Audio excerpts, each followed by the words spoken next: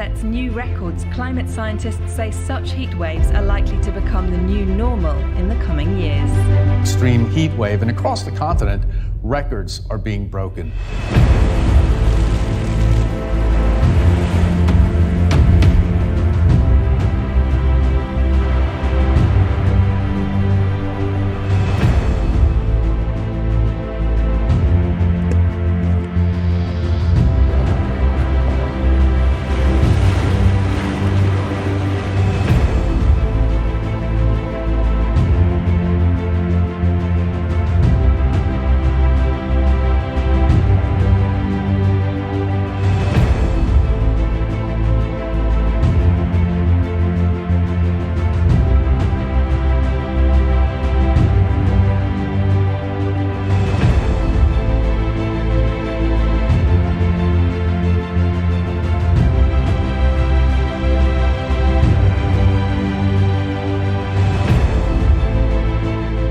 Thousands have been put into boats and moved. Partout, les phénomènes météo extrêmes se multiplient.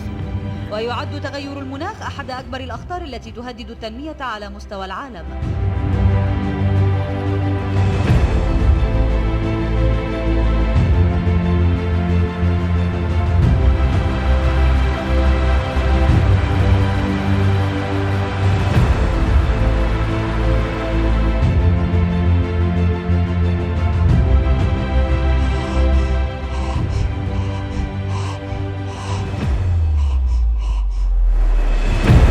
The extinction of much of the natural world is on the horizon.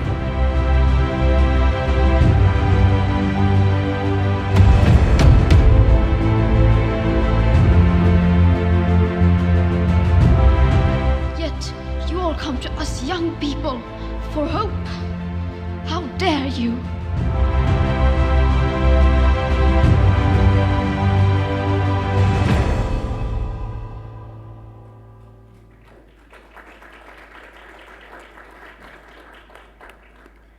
Ladies and gentlemen, good morning and thank you for being here so numerous. I will accompany you through this morning as moderator, but let me first of all introduce the Secretary General of the Union for the Mediterranean, His Excellency Nasser Kamel, for his introductory speech. Thank you very much.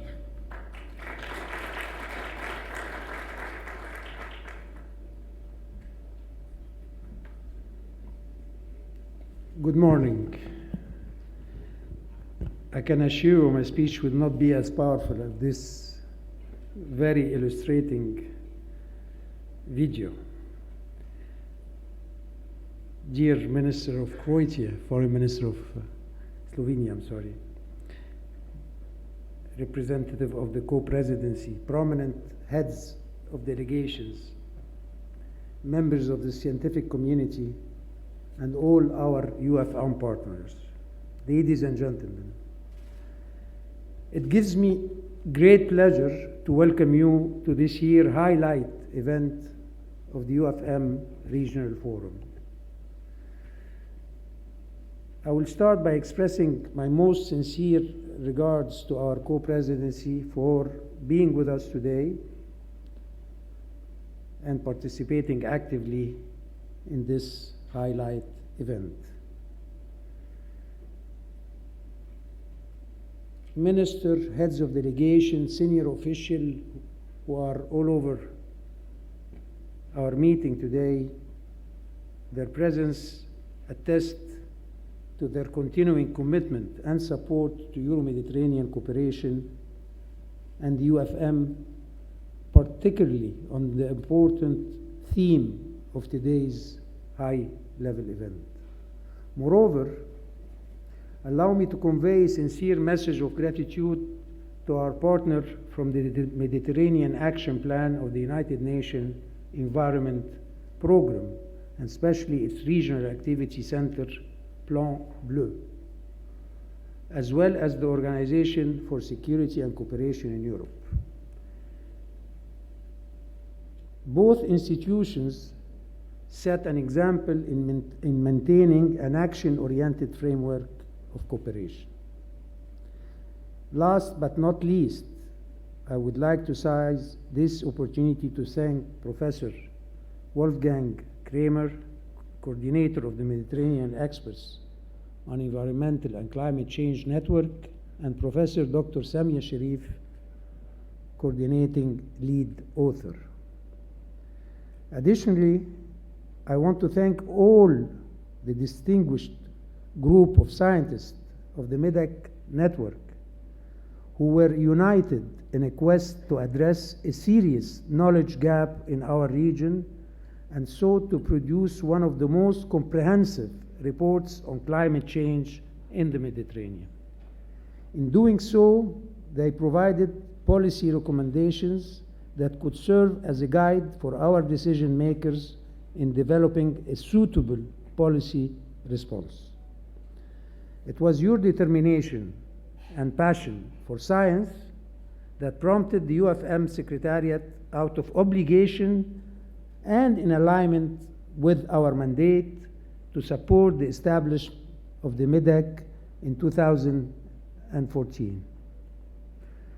Of course, we couldn't do that without the customary support of the European Commission, the Swedish International Development Agency, and of course, the United Nations Environment Programme. On another note, being aware of the role of climate change in aggravating existing conflicts, the UFM Secretariat has joined forces with the OSCE to assess the linkage between climate change and security in the Mediterranean. A joint undertaking that you will be briefed on today.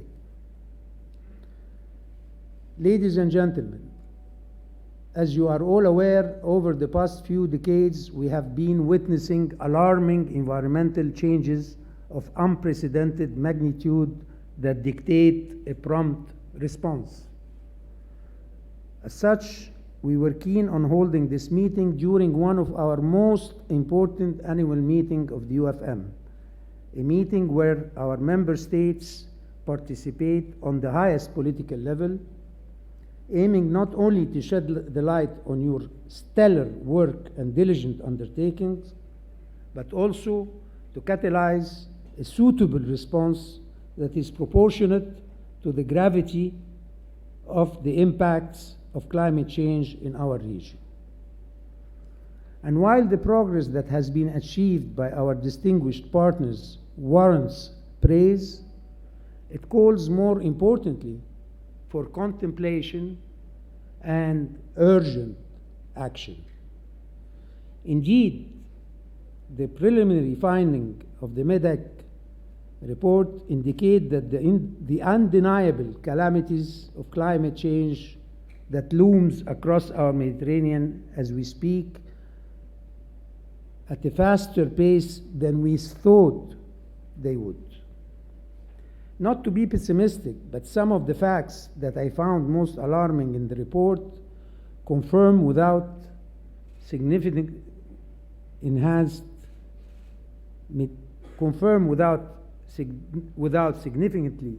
global mitigation policies, the Mediterranean basin will experience elevated warming over the next decades. Particularly, as you all know, that the threshold of temperature increase of 1.5 degrees is imminent due to rapidly escalating anthropogenic impacts. Examples are abound. We're talking about the rate of sea level rise in the Mediterranean that has quadrupled during the last 2 decades. We're talking about sea level rising between 52 centimeters to 1.9 centimeter by the year 2100. Not to mention that we're talking about tens of millions. The number for North Africa alone is 37 million, if I'm not mistaken. We're talking about an increase from 180 million to 250 million people who would be water poor in the next years if we do not face those challenges. Flood risk, impact on food production and food security, water scarcity, many other calamities that could affect the stability and prosperity of our region. And what I just give you is just a glimpse of the finding, and they only constitute the tip of an iceberg, one of many that will soon emerge in sight if immediate and concerted action is not taken. Honestly, the cost of inaction has indeed become too steep. And for that, the UFM Secretariat, with the support, of course, and guidance of the co-presidency, but also our member states, will place climate change, or climate action to be more precise, at the top of its priorities in the coming years. We will also strive to intensify our efforts to engage with our member states to ensure necessary emphasis on adaptation, mitigation efforts, and also provide assistance by building capacities when needed. Moreover, we will endeavor, with your help and collaboration, to establish an effective science policy interface on climate change and environmental degradation. This is exactly what we're doing today.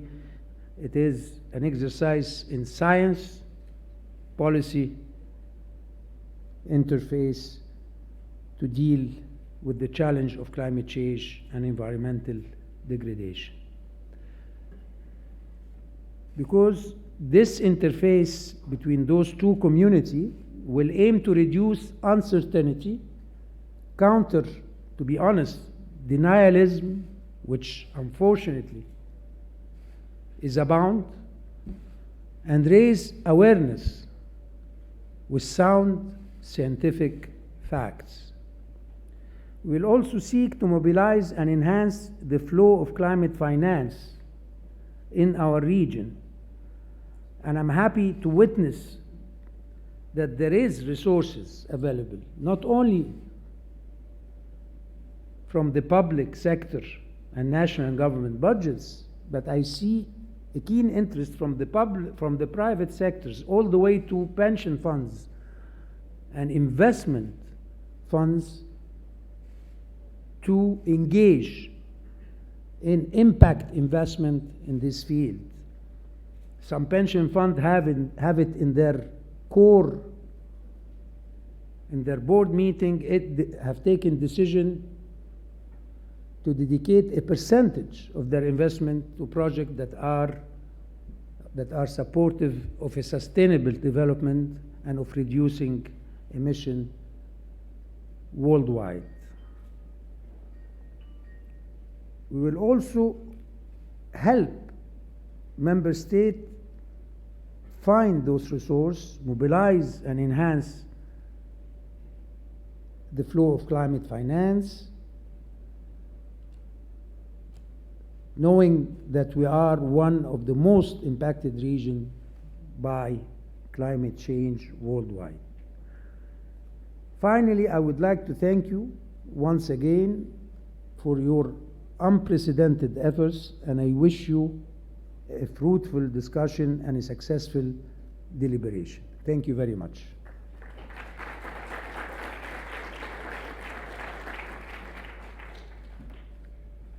It is now my pleasure and honor to welcome to the podium Ambassador Maciej Popowski, who is Deputy Director General for European Neighborhood Policy and Enlargement.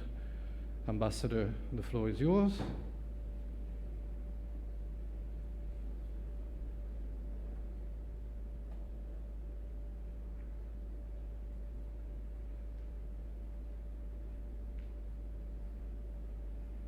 Morning.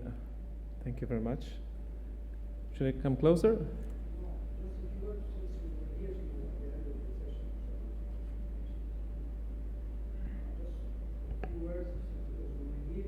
Oh, yeah, sure.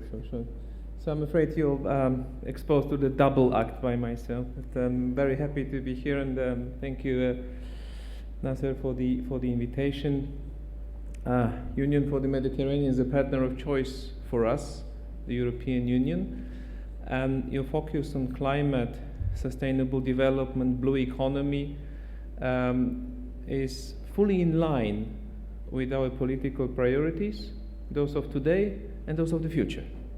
Because we are now on the eve of the new mandate, the new institutional life cycle of the European Union, and our President-elect Ursula von der Leyen has already announced that she wants to put forward a blueprint of a new Green Deal for Europe within the first 100 days of office. So there is a momentum, also the momentum building on the climate event in New York, and we saw some glimpses of it in the short video.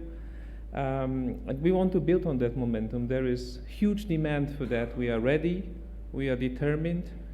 We are also making provisions for more climate-related action in the future multi-annual European budget, and that's our financial framework we operated. But of course, we want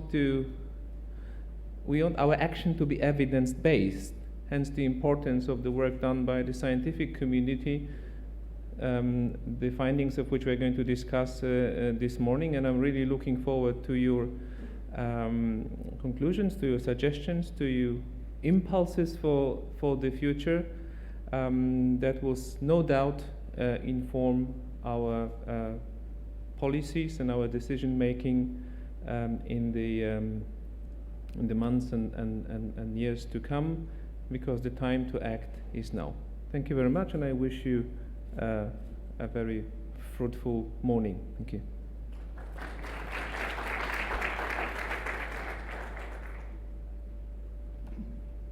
Thank you, ladies and gentlemen. Before we proceed with a video intervention by the Secretary General of IPCC, allow me one logistical note, and if I may, one small personal note.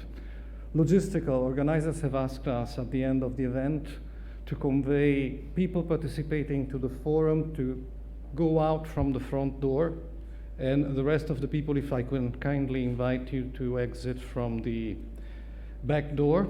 Personal note, today I found myself with a gift, a free gift. I am taking part in the satisfactory part of all this, the moment of disclosure, the moment of recognition, but all this was prepared by someone before me.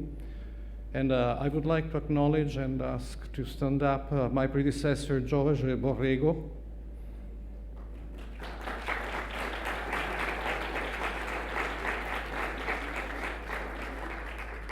If anything today happens, I've got nothing to do. He did it. So we now hear, I must say, an illuminating intervention by the Secretary General of the IPCC, Mr. Moxit. Thank you. If you can send the video.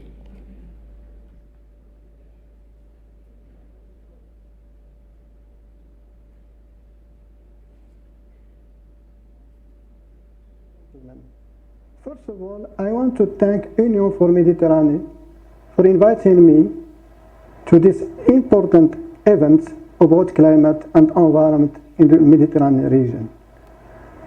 During this presentation, I want to share with you all the history of IPCC, as well as presenting the sixth cycle of IPCC. The IPCC was established in 1988 by the World Meteorological Organization and the United Nations Environment Programme. And from that time, and during 30 years, we produced 5 assessment reports and many special reports.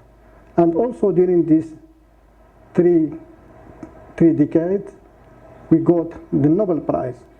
But what I want to highlight to you is all these assessment reports contributed substantially to the improvement of the world of negotiation. The first assessment report in 1990 led to UNFCCC. It was thanks to this first assessment report that we established the UNFCCC. The second assessment report was the input for Kyoto Protocol, while the third assessment report in 2001 introduced the concept of adaptation and also impact and vulnerabilities. The fourth assessment report focused more on using numbers, and that time you introduced the limitation of temperature, of anomaly of temperature around 2 degrees C. The fifth assessment report was critical for the world consensus, which was the Paris Agreement. During Paris Agreement, during the year 2015, the UNFCCC requested IPCC to prepare a special report about 1.5 to deal with this anomaly of temperature around 1.5, and IPCC was tasked in 2015, and in 2018, in COP24, IPCC delivered. Now, I want to highlight with you what is the role of the IPCC. IPCC is not doing research. IPCC is assessing on a comprehensive, objective, open and transparent basis the scientific, technical and socio-economic information relevant to understanding the scientific basis of risk human-induced climate change, its potential impacts and options for adaptation and mitigation. IPCC reports should be neutral with respect to policy, although they may need to deal objectively with scientific, technical and socio-economic factors. All IPCC report follows in their preparation 10 strict steps, and I want to flag that it is only IPCC which is following this 10 steps. I call them the 10 commandments. Now in this slide you have the 6th assessment cycle. During this cycle we will produce 8 reports. We never produced 8 reports in the past of IPCC. We are producing 3 special reports, 1 methodology report, and also the whole set of the 6th cycle. That means the 3 contributions from the 3 working groups as well as for sensitivities report. In 2018, we've already informed the Talanoa dialogue, and it is expected in 2023 that we can inform the global stocktake. Once again, our client is in UNFCCC, but it is not the only client we have. This year, 2019, the most intense in the history of IPCC, we already approved 3 special reports. And we approved a special report about global warming of 1.5, special report about climate change and land, and special report on the ocean and cryosphere in climate change. Some key messages from special report about 1.5, it says, climate change is already affecting people, ecosystems, and livelihoods all around the world. Limiting warming to 1.5 degrees C is not physically impossible, but would require unprecedented transitions in all aspects of society. There are clear benefits to keeping warming to 1.5 degrees C compared to 2 degrees C or higher. Every bit of warming matters. Limiting warming to 1.5 degrees C can go hand in hand with reaching other world goals such as achieving sustainable development goals and eradicating poverty. As takeaway, every bit of warming matters, every year matters, every choice matters, and every event matters. For the special report about climate change and land, one can say that land is a critical resource. We rely on it for food, water, health, and well-being. but it is already undergoing human pressure. Climate change is adding to these pressures. Agriculture, food production, and deforestation are major drivers of climate change. We can cite some critical key messages. We can say coordinated action to tackle climate change can improve land, food security, and nutrition. The way we produce our food matters. Dietary choice can help reduce emissions and pressure on land. There are things we can do to both tackle land degradation and prevent or adapt to further climate change. Better land management also supports biodiversity conservation. Tackling this challenge requires a coordinated response. Better land management can play its part in tackling climate change, but it cannot do it all.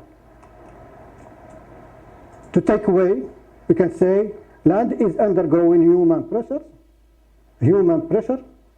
Land is a part of the solution, but land cannot do it all. For the special report about ocean and cryosphere in changing climate, one can say that the world's glaciers, polar regions, and oceans are being transformed by human-caused climate change. Warmer climate is now melting ice sheets, and as a result, sea level rise is accelerating, eroding our global coastlines and increasing both high tides and storm tides, contributing to coastal flooding. Carbon emissions have led to an ocean that is warmer, more acidic, and losing oxygen. This is having a cascade of negative effects, such as changing the presence and abundance of many species. Fisheries have been disrupted, and fish catch has already been reduced in some regions. Greenhouse gas emissions are starting to trigger feedback loops, where methane released from melting permafrost and extra heating from the loss of sea ice. This means that the climate crisis could accelerate without a rapid halt to emissions. The world glaciers, poles and oceans will continue to destabilize over the coming decades and centuries as they respond to the heating that humans have already caused. The world have to adapt. But the scale of destruction is still in our hand. The changes will be far worse if we don't do everything we can to decarbonize and push for net zero by 2050. Without this action, rapid global warming this century will melt glaciers that provide much of the world's water, including Mediterranean. While sea level rise reaching around a meter would threaten to submerge major cities and some entire countries. To take away our ocean and cryosphere, they sustain us. They are under pressure. Their change affects all our lives. The time for action is now. Now, I will provide you what is coming. Here you have the outline for the refinement of 2006 guidelines we already adopted. For the Working Group 1 contribution, the outline already you can visit in our website shows the number of chapters, including the new one, that we can have by 2021. And in these chapters, you can see some chapters related to water cycle with major importance for Mediterranean, and also we have some chapters related to weather and extreme events, and also some regional impact. The outline for Working Group 3 also brought many new chapters dealing with the private sector, with investment, with innovation, with ethics, but also brought some regional aspect. While the working group 2 contribution about vulnerability and impact, this contribution will also focus more on chapter related to ocean and including Mediterranean region and also to water and many, many regional aspects. Here we have the region for focus is Africa and Europe, but many voices are asking for inclusion of Mediterranean region, mainly when we are dealing with this very interesting region in the world. This is the whole structured time schedule for the whole 6 cycle, and you saw that we started by informing Talanoa dialogue, and we will conclude by informing the global stocktake to take place in 2023 under the United Nations Framework for Climate Change Convention. Thank you very much.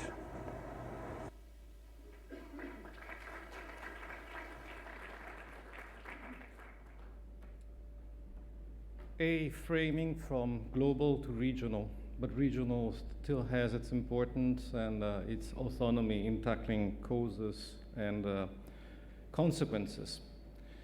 Yesterday, in some contacts with the press, someone asked me about who had the idea. Sometimes we have the impression that the political world is not attentive. But the simple reply was our ministers. The UFM ministers tasked us to go through this work. The UFM Ministerial Declaration on Environment and Climate Change in 2014 highlighted the key importance of promoting regional science-based consensus on climate impacts in the Mediterranean basin. In that context, what we could do was build a network. Acknowledgements have already been made by our Secretary General, but it was with UNEP-MAP that we could kickstart this adventure together with MEDEC and with the great support of the Swedish Development Cooperation Agency. In this point, let me highlight something which is already a success. Independent of the contents of the report, we built a network of knowledge, a network of cooperation, which is the key solution to what we are going to face. In this light, network, cooperation, joining hands, let me please introduce Hélène Lemaitre-Curie, who is director at UNEP-MAP Plan Bleu.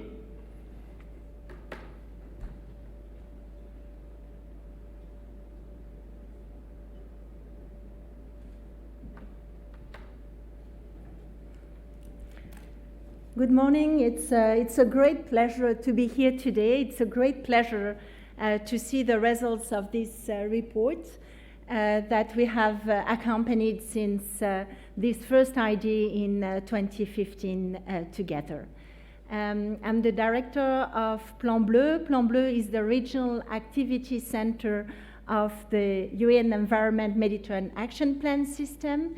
And I will be introducing today a little bit of the scoping of the MEDEC report and what's happening at the moment. So just to come back to what was just said, there was a very strong recognition and intention in policy document in the Mediterranean, a strong convergence of objective and a diagnosis that we need.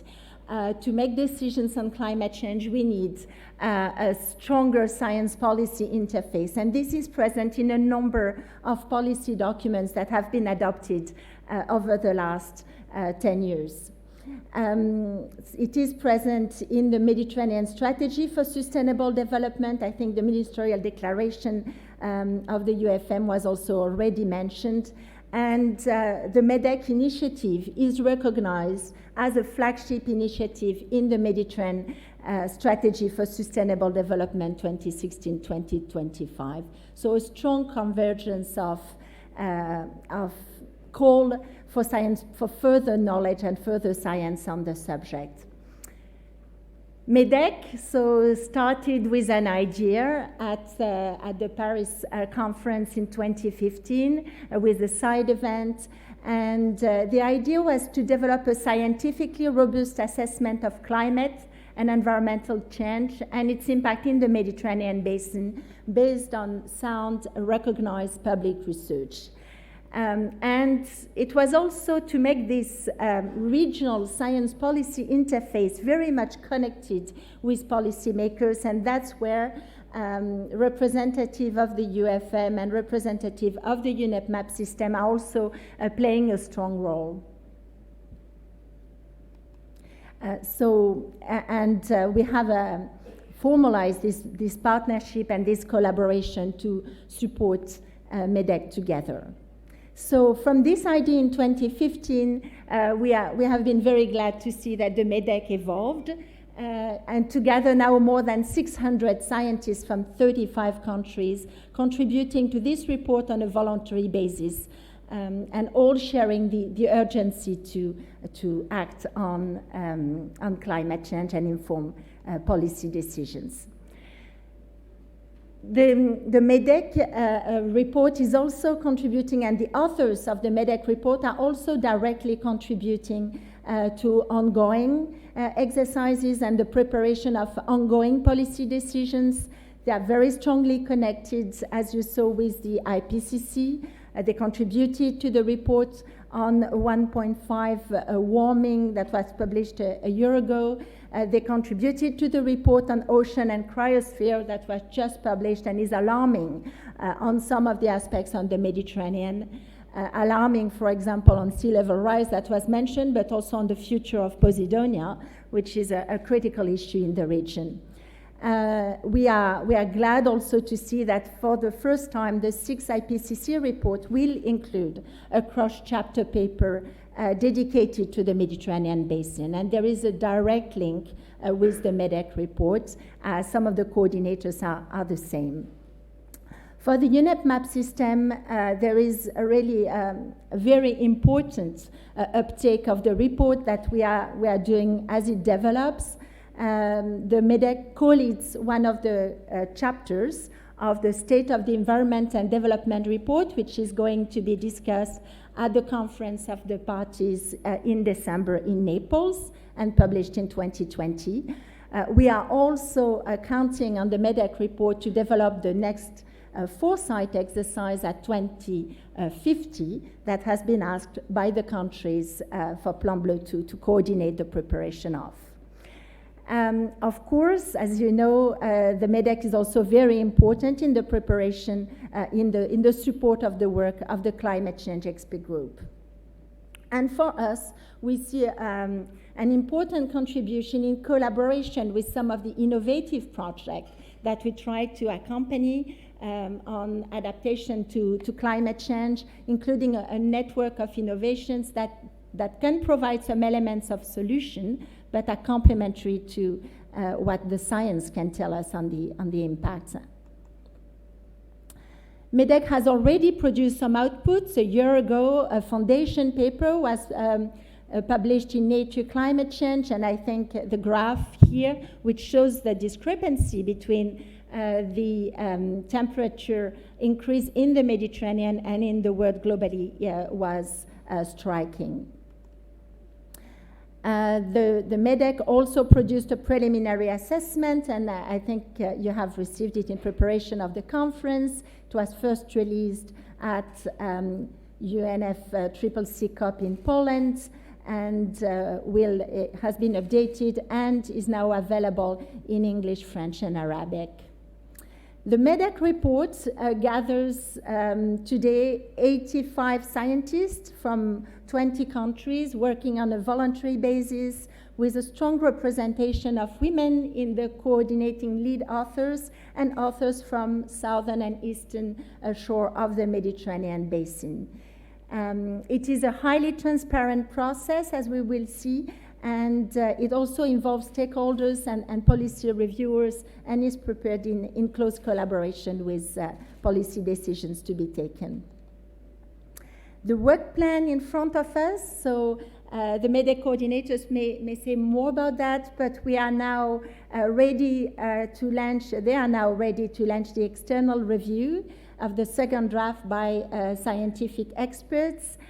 In December, there will be the organization of a meeting of the coordinating lead authors and the steering committee to discuss the first draft of the summary for policymakers that will be then revised and discussed and by stakeholders and submitted to stakeholders for consultation in February or March 2020. And we are hoping for a finalization of the reports in the first semester and plenary discussion on the summary for policymakers as well in the first semester.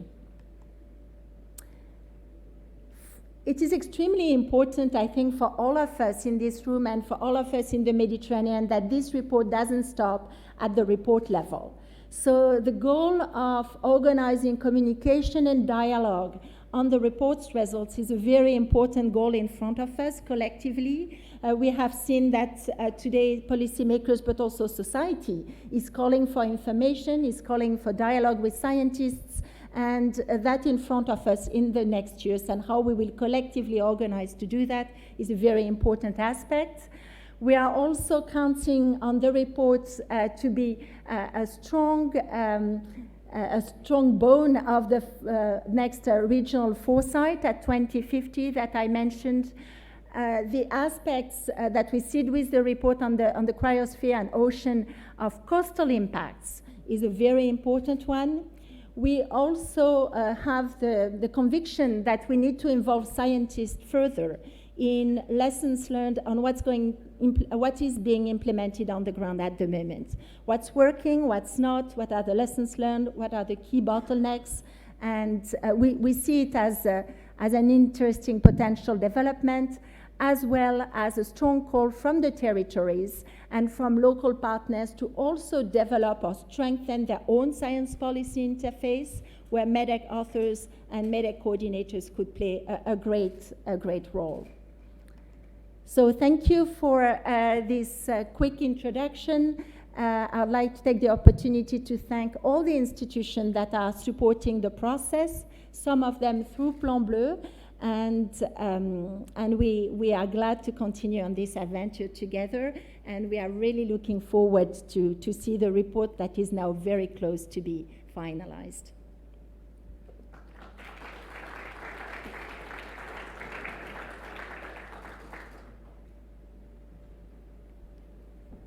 In many years working as an environmental diplomat, one thing I've learned, it is always a mistake to interfere with science.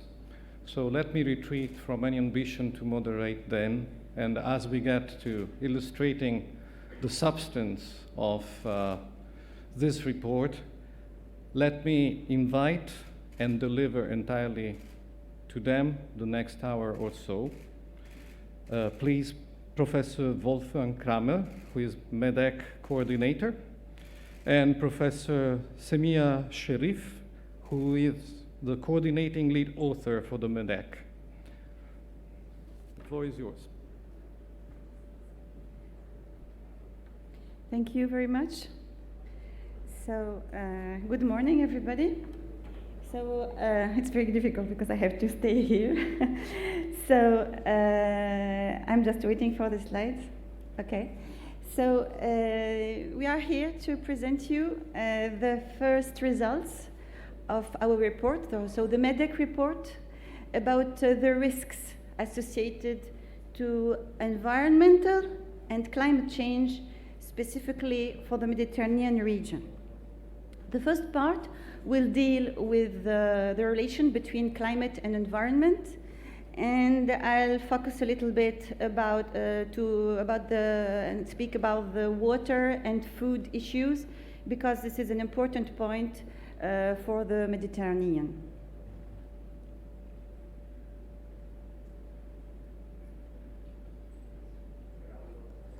Okay. So what is the big picture? The big picture, so here you can see the Mediterranean basin. And what do we have? We have a very high growth of population.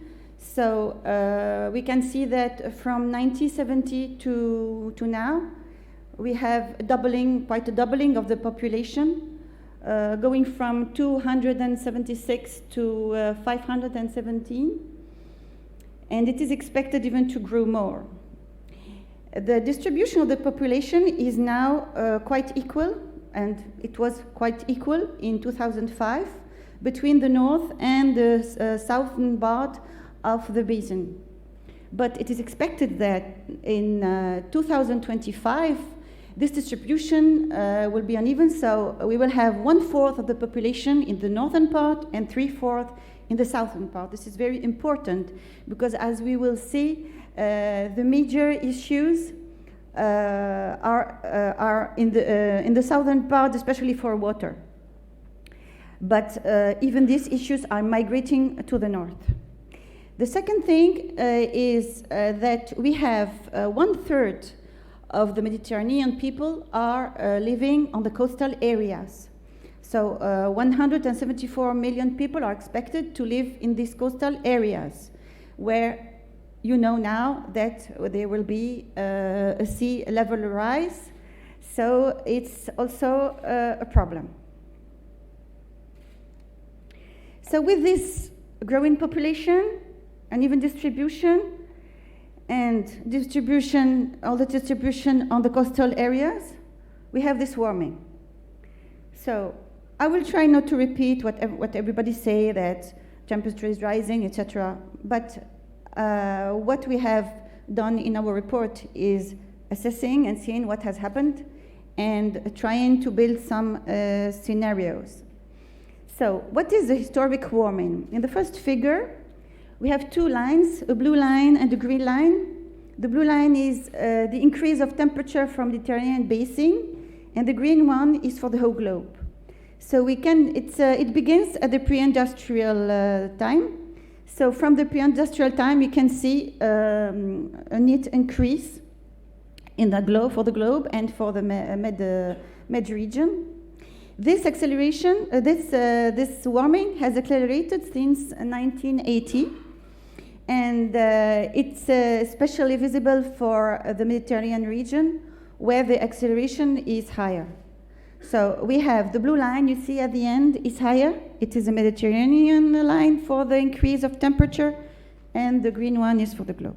So the Mediterranean region is seeing a much more higher increase in temperature than the other region of the globe, even for the globe, it's already increasing. This is the historical part. But if you build some scenarios with low greenhouse gas concentration and high greenhouse gas concentrations scenarios, it's the figure, the low figure. And you can see that the blue line corresponds to the increase in temperature for low greenhouse gas concentration scenario, and the red one is for the high greenhouse gas concentration. So even for low concentrations, we will have an increase in temperature. But for the high, we can see that at the end of the century, we can even reach 5 degrees more. So every time people come to me and ask me, that's okay, but it's just a few degrees. What's the problem? What's the point? And I always say this in reply. I say, okay, my body is at 37 degrees. If I have 3 degrees more, 4 or 5, I will have 42. So I will carry some mortality in this. So there's a big problem, but it's only a few degrees. It's just to illustrate this because it's something we can understand. Because for the globe, for the Mediterranean basin, for the sea, for the ecosystem, for the living organism, we cannot feel it. But for our body, we can feel it. So we can understand this few degrees, what they mean. So I will just give you some effects of these few degrees Of course, I cannot give you all the consequences because there are millions of consequences on all living organisms, all media, water, air, everything, soil. So just in order to understand what's the point. At a molecular level, when we have a few degrees change, we have physical state change. We know that if we have an increase in temperature, we will have melting. Everybody knows the melting of ice, okay? And so you have solid ice that will become liquid ice, so we have the melting. And we have also, we know that the bodies are essentially made of carbohydrates and lipids, proteins. So the lipids, for example, you know that many living organisms, they have many lipids, so fat in the body, and especially, you know, the brain is made of a fat. Of course, we are very happy that the majority, 18% of the brain is from sphingolipids, so it's a lipid that's quite solid, so it can resist a temperature of 60 degrees, but there are many, many lipids, for example, in the brain. About all the lipids that exist in the brain. So, you know, you can see the example that I give, a very simple example, is the butter. If you put it outside in summer, it will melt. So this is a fat. It is something that you can know, that you can see. And for example, if you have coconut oil, you know that in summer it is liquid, in winter it is solid. It's a matter of degrees, even if you don't put it in the fridge or something. So you have this problem of melting, of fat, of water, of everything. This is only at a molecular state. You have also the evaporation. Of course, water will evaporate, everything will evaporate when you higher the temperature. And you have the precipitation also. If you have proteins that are one of the main components of the bodies, protein can precipitate, so change of state. You can think about the egg, okay, where when you heat it, it precipitates. And everything precipitates when you have a little bit heat. So this will lead also to some concentration, because if you have evaporation, then you will have concentration of salts. So this is some example just to make you understand what are these few degrees going to do. Of course, a few degrees more, chemists will say, okay, you have acceleration of all the reaction. We are all reaction, bodies are reactions, biochemical reactions, physical reactions. So when we had more higher temperature, the reactions will be accelerated. And it's even more important in the atmosphere, where the gases react between them. There are very, very complex reactions in the atmosphere, leading to pollution and leading to climate change. And this reaction will be accelerated. So in fact, the problem that we have in the climate change and in our environmental change and practice change is that it is like a domino effect. And it is not a linear domino effect. We don't have cause and effect. We have cause and consequence, and these consequences will go back and have retro reaction and amplify the reaction and have another consequences. It's a very, very complicated process. So this is at molecular level, and it's just a few examples. For environmental system, there are also millions of examples, but here I choose to present you two of them because I will speak about it for the Mediterranean region, specifically what will be the problem. So here, the environmental systems, if you have some degrees increase in seawater, we will have deoxygenation, so a lack of oxygen in water. So of course, the living organisms that are in seawater, they will fight for oxygen. If they are fishes or algae or everything, they will only fight for oxygen. There's also an acceleration in the photochemical reaction, so we talked about it just before. And here, why I put it a second time, because in one of the main, I don't know, I will not say main, but one of the pollutants that we have in the air that is an oxidative pollutant is the tropospheric ozone, so the ozone that is around us, that has reactions that is very dangerous for plants, animals, and also humans, even at very low levels. And it is generated by complex reactions between some gases, hydrocarbons and NOx and etc. But when there is an increase in temperature, this photoreaction accelerated, so we have more pollution, and that will generate more increase, and you see, it's just a kind of wheel. So what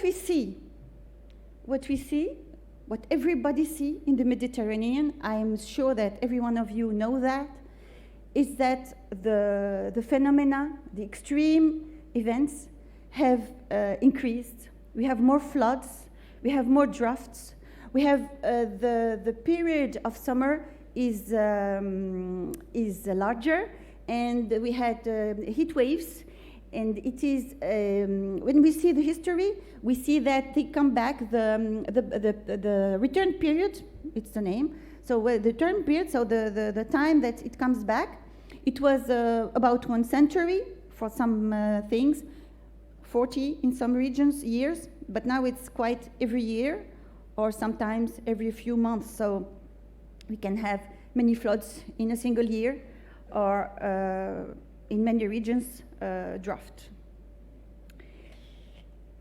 So, the problem is here that we are touching not only ecosystem and earth and water and I don't know what, we are touching the essentials of human life with environmental change, environmental practices and climate change. We are touching the air we are breathing, we are touching water we are drinking, the food we are eating, and the home we are living in. So, the water is now polluted with gases and with particles like dust and aerosols, I don't know what, many substances, solid, liquid, gases.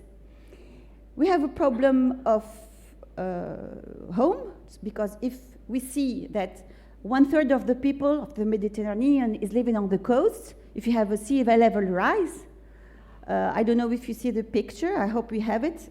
In fact, we have it in the report. So some islands like Pantelleria in Italy, we have it has a very will be touched very hidden very much by the sea level rise, and even other coastal areas, and of course water and food. In the Mediterranean, we have the water issue. So I think here I will just concentrate on 2 sides, because all these parts of air, water, food, home, it's for the whole globe. But what is specific to Mediterranean, what is our problem here, is that we can see that the renewable water resources per capita in cubic meters here show, if you see the picture of the whole globe, that it is concentrated on the Mediterranean region. We can see in red, in dark red, there is absolute scarcity, and the light red, we had a scarcity, and even severe problems in yellow and orange. So we can see that in the southern part of the Mediterranean, we have a problem of absolute scarcity. And in the north, it's beginning from with Spain. I think the Spanish people know this, that we have the problem of water. So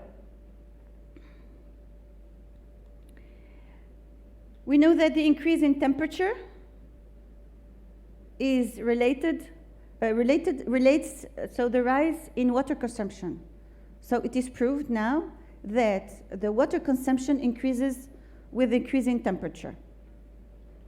This is very important to know, because it's not just a matter of drinking or irrigating. So in all the cases, we need more water if the temperature increases.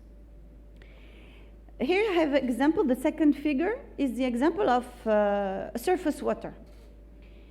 We know that we don't have many surface waters in the Mediterranean, but they are very important. And I take the example of the Kassab Dam that is in Tunisia. It is one of the most important dams in Tunisia, because it serves for drinking water for all the northern part and irrigation of all the northern part. So we can see the blue line. We will not look at the red line, because the red line are indicating something that doesn't exist, 0% of evaporation. But the blue line is just a projection of what will happen if the evaporation continues like it is now. So it's not if it's increased, no. If it is like it is now. So in 2085, this dam will be dry. One of the most important dams in the country.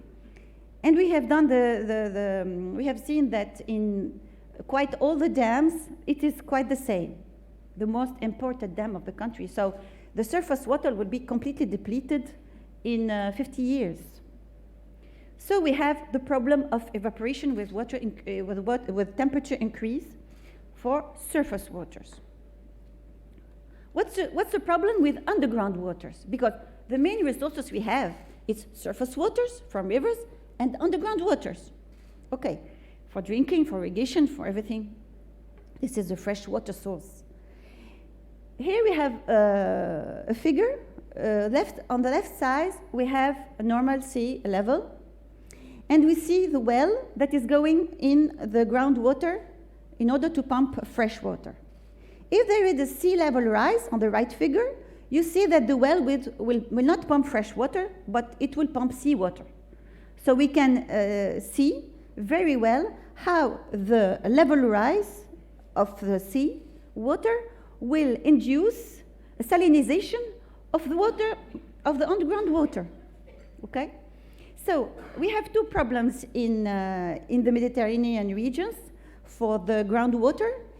First, it is the overpumping, because it is hot, because there is not enough rain. And moreover, if you have a sea level rise, we have more seawater intrusion, and it's aggravating the problem.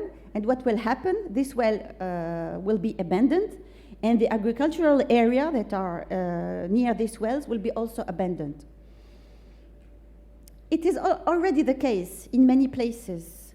I read that in Spain, in Italy, and in North Africa, there are many coastal wells and agricultural area that have been abandoned. So, for water, we have the problem of quantity here. So we are talking about evaporation for surface water and salinization and depletion because of overpumping in the groundwater. We have also a problem of quality. We have few kinds of contaminations of groundwater and surface water quality. You have biological contamination, but fecal coliforms, viruses, protozoa, parasitical worms, etc. This is because of livestock and poultry, essentially, and also used waters. We have a chemical contamination by agriculture, so pesticides and nutrients, but also from industries and other things like heavy metals and PAH, antibiotics, and essentially endocrine disruptors. What are endocrine disruptors? It is some molecules that are very similar to hormones that are in very small quantities, have a big effect on the body and on the reactions of the body. So we can find hundreds of these emerging contaminants in water that have a problem that will lead to cytotoxicity and kill cells in the bodies, human and animal bodies. We can also have physical contamination with microplastics, and it's not only for surface and underground water, it's also for seawater.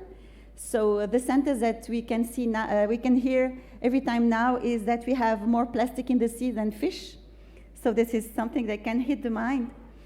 And we have also another emerging contaminant, it is nanomaterials. Nanomaterials is very, very small materials that comes from electronics like computers and small phones and etc. And of course, the salinization that we just talked about, climate change.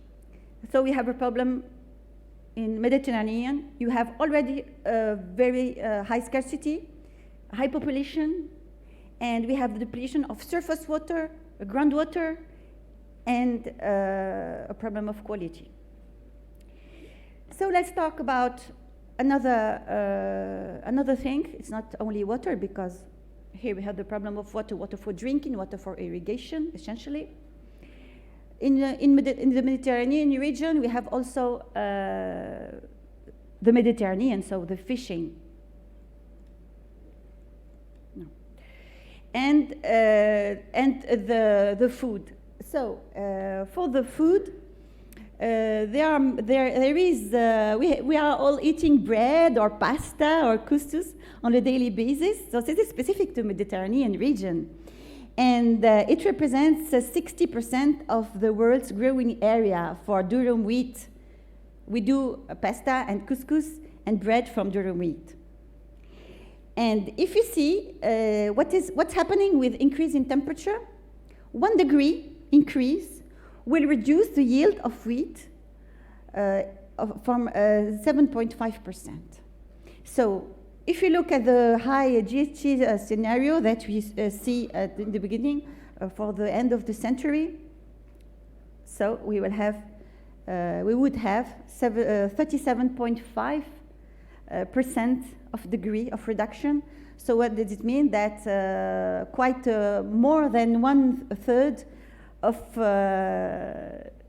the wheat yield will be reduced. And it's very important because it's the base of the food pyramid for the Mediterranean. One last example, it is the fish. So the fishing is important in the Mediterranean region. It's one of the specificities. So from 1950 to 2011, we have lost 41% of top marine predators, and we have lost 34% of fish species. This is the past, okay? The causes are not only the warming, it is environmental practices, environmental changes, climate change, so it's warming, overfishing, pollution, invasive species, etc. But if you come back only to the warming and to the increase in temperature of the seawater, we know now that 1 degree warming of the ocean will deoxygen the ocean. So we will have very low oxygen by 10 times the area of the oxygen will lowers. So what happens? I think you can see it in the picture. For 1 degree, only 1 degree, we will have a decrease in 20 to 30% of the size of the fish. There's a shrinking of the fish for 1 degree. I will not tell you what will happen with 5 degrees.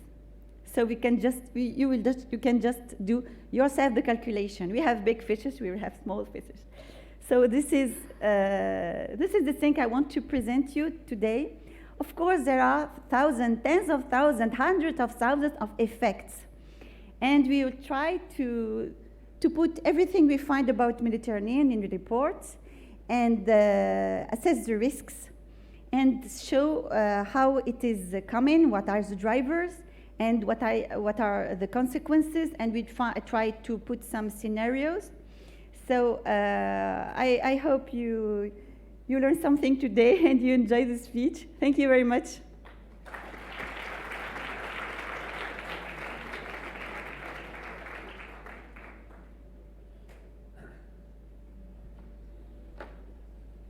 Dear Excellencies, dear colleagues, thank you very much for being here in such a large number.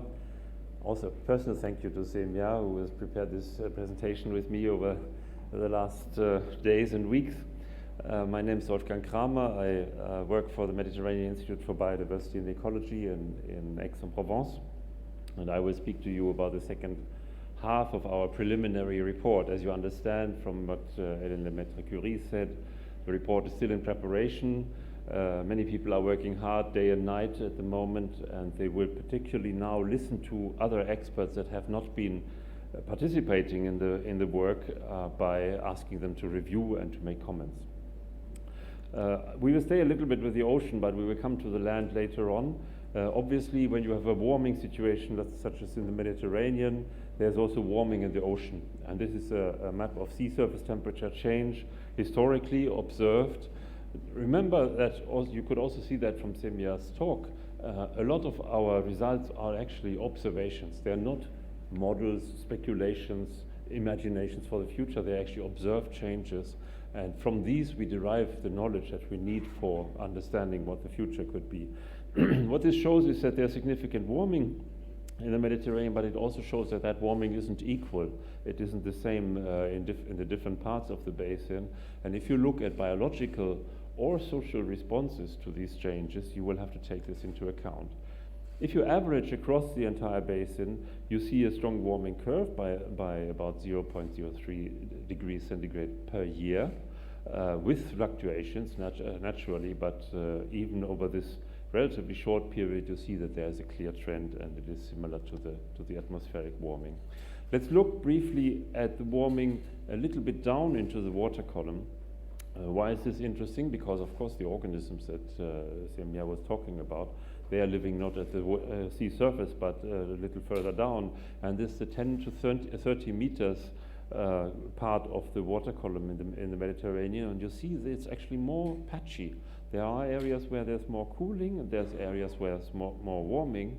But overall, as a net, there's of course more warming, and what you see with these colored dots are the observed mass mortality events in various marine organisms that are obviously not only in the north, but that's where they are better observed. But they are numerous. Almost every year now we have these mass mortalities, and if we had better observation systems, we would actually see even more of them. Just to give you an example, we talk about coral bleaching from the tropical oceans, but there's corals in the Mediterranean as well, and they show bleaching, such as other organisms that basically respond to heat waves. Heat waves is something we know from our daily lives on land, but heat waves exist in the ocean as well.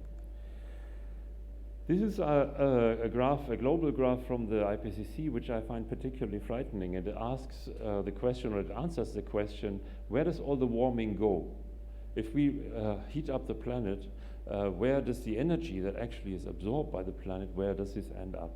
And if you look at the lighter blue part of this diagram, then you see that the upper ocean is basically absorbing all the energy. What that shows us is that the warming that we see, that we have observed, will continue even in the absence of further forcing, because there's just so much more energy in the system. This brings me to another aspect of ocean change. Also, I start with a global picture and come to the Mediterranean in a moment, but global sea level rise is of concern, as Semja has mentioned before. For a number of reasons. And what I want to point out with this graph is, you see again, as we have typically now these red and blue alternatives, the high scenario and the not so high scenario, the blue being the more optimistic one, the red being the more, let's say, realistic one, at least with current policies. And what it shows is that there's of course a steep increase towards the end of the 21st century. And it also shows you that the uncertainty is significant, because the width of the corridor is of course what the uncertainty is. And we will need to come back to that when we ask precisely what is going to happen in the Mediterranean. You see that we were perhaps 40, 50 centimeters in the kind of conventional, or you would say optimistic approach, but the realistic approach based on current policies puts you much higher than that. Now, why is this? Let me talk to you about the Mediterranean from a perspective of Greenland and Antarctica. That may be a little surprising, but we have to actually look at Antarctica mostly if we want to know what the vulnerabilities or the forcings on human vulnerability in the Mediterranean will be in the coming years. For years, my glaciologist colleagues have told me, these are long and very stable systems. They may actually respond to warming, but not as fast as you think. And now we know that Greenland is in full deglaciation. It is beyond a point of no return. We will lose the Greenland ice sheet in maybe a century or two, which is incredibly fast by historical standards, but we are also beginning to see the same in Antarctica. And why is this of concern? Of course, because it accelerates. It brings us into the, if we go back here, into the upper part of the red corridor.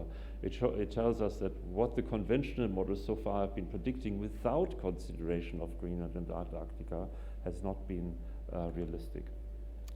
So we can ask ourselves, what does this mean for the Mediterranean? This was a seminal study by some colleagues last year who have basically asked what coastlines are particularly touched, and where are the World Heritage sites that are directly concerned with sea level rise and with the risk of coastal flooding.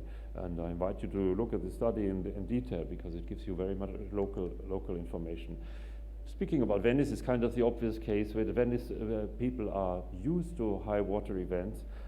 They have been there historically, but if you imagine that this occurs a meter higher, then you have to build a lot of protection around Venice. You basically change the nature of Venice and the lagoon if you want to maintain it. And again, our information is of very high density and technical quality in the north, but we know less about the south. But in Nigeria, coastal erosion has been studied systematically.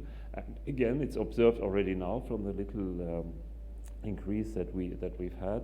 And all these systems, all these coastal systems are affected by additional sea level rise. And as Semia was telling you, most Mediterranean people actually live very close to the sea, including tourists. They may be in the upper stories of these buildings, but it's of course very clear that the economic impacts of sea level rise will be substantial. Sea level is not the only concern. As you know, the ocean also takes up CO2 from the atmosphere directly, which turns it into a more acid ocean. Again, this has been observed at global scale, and also the two diagrams at the bottom at the Mediterranean scale in various locations where good observations exist.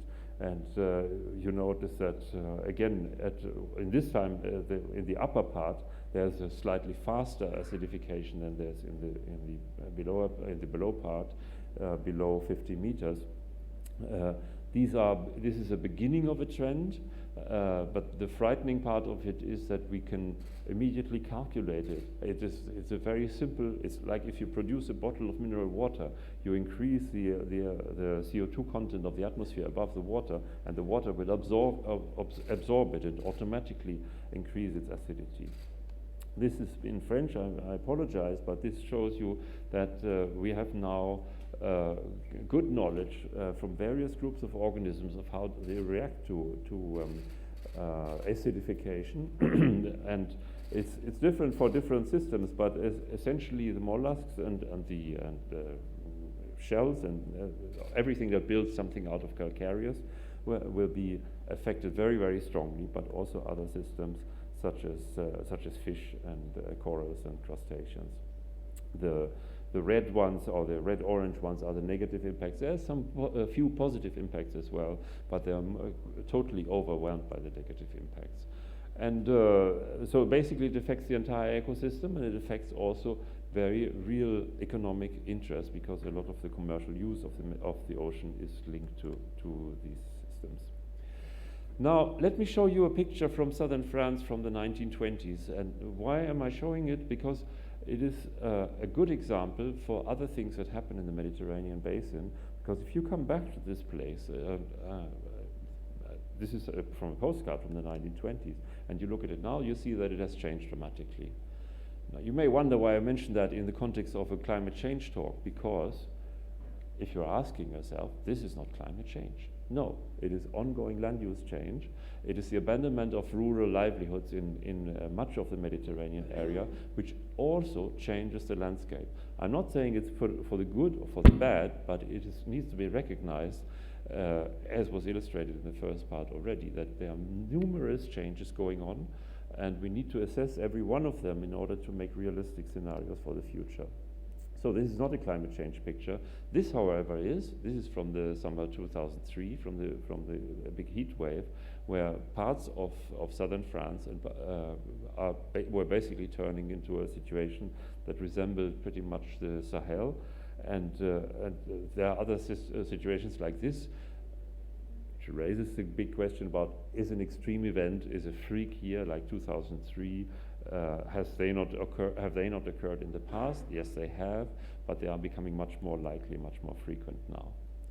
Interesting and important phenomenon is fire, because fire is driven by a number of factors. Fire is driven by drought and heat, of course, so in a warmer and drier world you will necessarily have more fire, but also the land use change that I showed you on the postcard picture, it also affects the fire frequency. So letting the landscape grow into something that is full of wood in an area where you have frequent fire, you can see that is a risk, an additional risk that you take. And so we must ask ourselves, if we look for new resilient use of our landscapes, this actually involves managing the landscapes also for fire in a better way than we're doing at the moment, where basically we have high intensity agriculture in the lowlands, and everything that's a hill and that's a slope is basically left for itself and therefore grows with wood. Do we actually see responses of organisms, of land organisms to warming? Yes, we do, and we had a brilliant explanation for why this is a complex matter, because it's different factors that are coming together, and it's very difficult to find whole systems where you can show, okay, the whole system has changed due to climate change. But in the mountains, and there's a lot of mountains in the Mediterranean, as you know, in the mountains you can see systemic change. You can basically see the movement of species up the mountains. And this is a large meta-study, also including non-Mediterranean systems, I admit that. And basically it shows us that it's real, it's that organisms do respond to climate change. This is a slightly complicated graph from a study we did a few years ago in Science, but let me explain it to you very simply. Essentially the black bars on the left, the little ones, well, no, I cannot show it with a pointer. They show you that vegetation has changed over the entire Holocene in the Mediterranean. Why do we know that? Because we have a lot of pollen analysis from the paleoecologists who have shown us that there has been fluctuation. There have been drier periods, there have been wetter periods, there have been warmer periods, there have been cooler periods. So at the scale of percentage change on the left-hand side, you see that vegetation has been, and land ecosystems have been fluctuating. Now with that knowledge, we can turn that knowledge into computer models that allow us to assess the future. And the four colored corridors that you see on the right-hand side of the diagram, they basically show us what the future has for these vegetation systems. And you see essentially, if you look at the red, again, the plausible path that we are on at the moment, then we have 30%, 40% fundamental vegetation change in the Mediterranean overall by the end of the century, and most of it is to drier conditions for the reasons that have been mentioned before. And only if we manage to fully achieve the Paris Agreement goals, the best part of the Paris Agreement goals, which means limiting global warming, not Mediterranean warming, but global warming to less than 1.5 degrees, then we will stay on the blue line, which means that we stay within the variability that the Mediterranean has experienced during the Holocene, during the last 10,000 years. It's also important to look at this, again, this is from a global scale, from a global study, but the Mediterranean plays a major role. You see the carbon dioxide-based emissions in the gray corridor, but you see also that land use change does play a major contribution to global change, to global climate change. And any change in land use that allows us to store more carbon again instead of releasing it from unsustainable land use will actually help us reduce the orange part at the bottom. It looks small as compared to the big part, but as was said very eloquently by Mr. Moxie, everything matters. Every change we can achieve matters, and the better management of Mediterranean ecosystems will help us. It will also help us to essentially achieve the overall goal of the UN Framework Convention on Climate Change, which not everybody remembers. It's not just a temperature goal, or the temperature goal in it is not defined, but the question is answered: what does a good and stable climate mean? It means that ecosystems can adapt naturally to the climate change. We cannot stop climate change, but we can focus on having climate change being at a level where nature can adapt to it. MEDEC is not just concerned with animals and plants, it is also concerned with human health, and this is more of a few summary slides. It is obvious that human health, again, is affected by more than climate change. It's affected by pollution, by the arrival of invasive species, by urban development, or by the way how we manage urban development. And it's also very important, if you look at health impacts, to recognize that they are different for different people. I am much less suspicious to be affected by climate change in my personal health than many other people, even in my own town, and particularly than many, many other people in the Mediterranean basin. The elderly, I'm not an elderly yet, or maybe soon, the children are all affected by climate change stronger in general by health risks than middle-aged people are. If you are poor, you are at greater risk. If you have limited access to health care, and if you live in areas where you cannot afford, or you simply do not have air conditioning at your workplace. Now, what are those risks? Those risks are, of course, the heat waves that I mentioned before. That's actually the factor that has the largest number of attributed deaths. But the good news is that you can also do a lot about it. You can actually prepare the population, and this is happening since the big heat wave in 2003.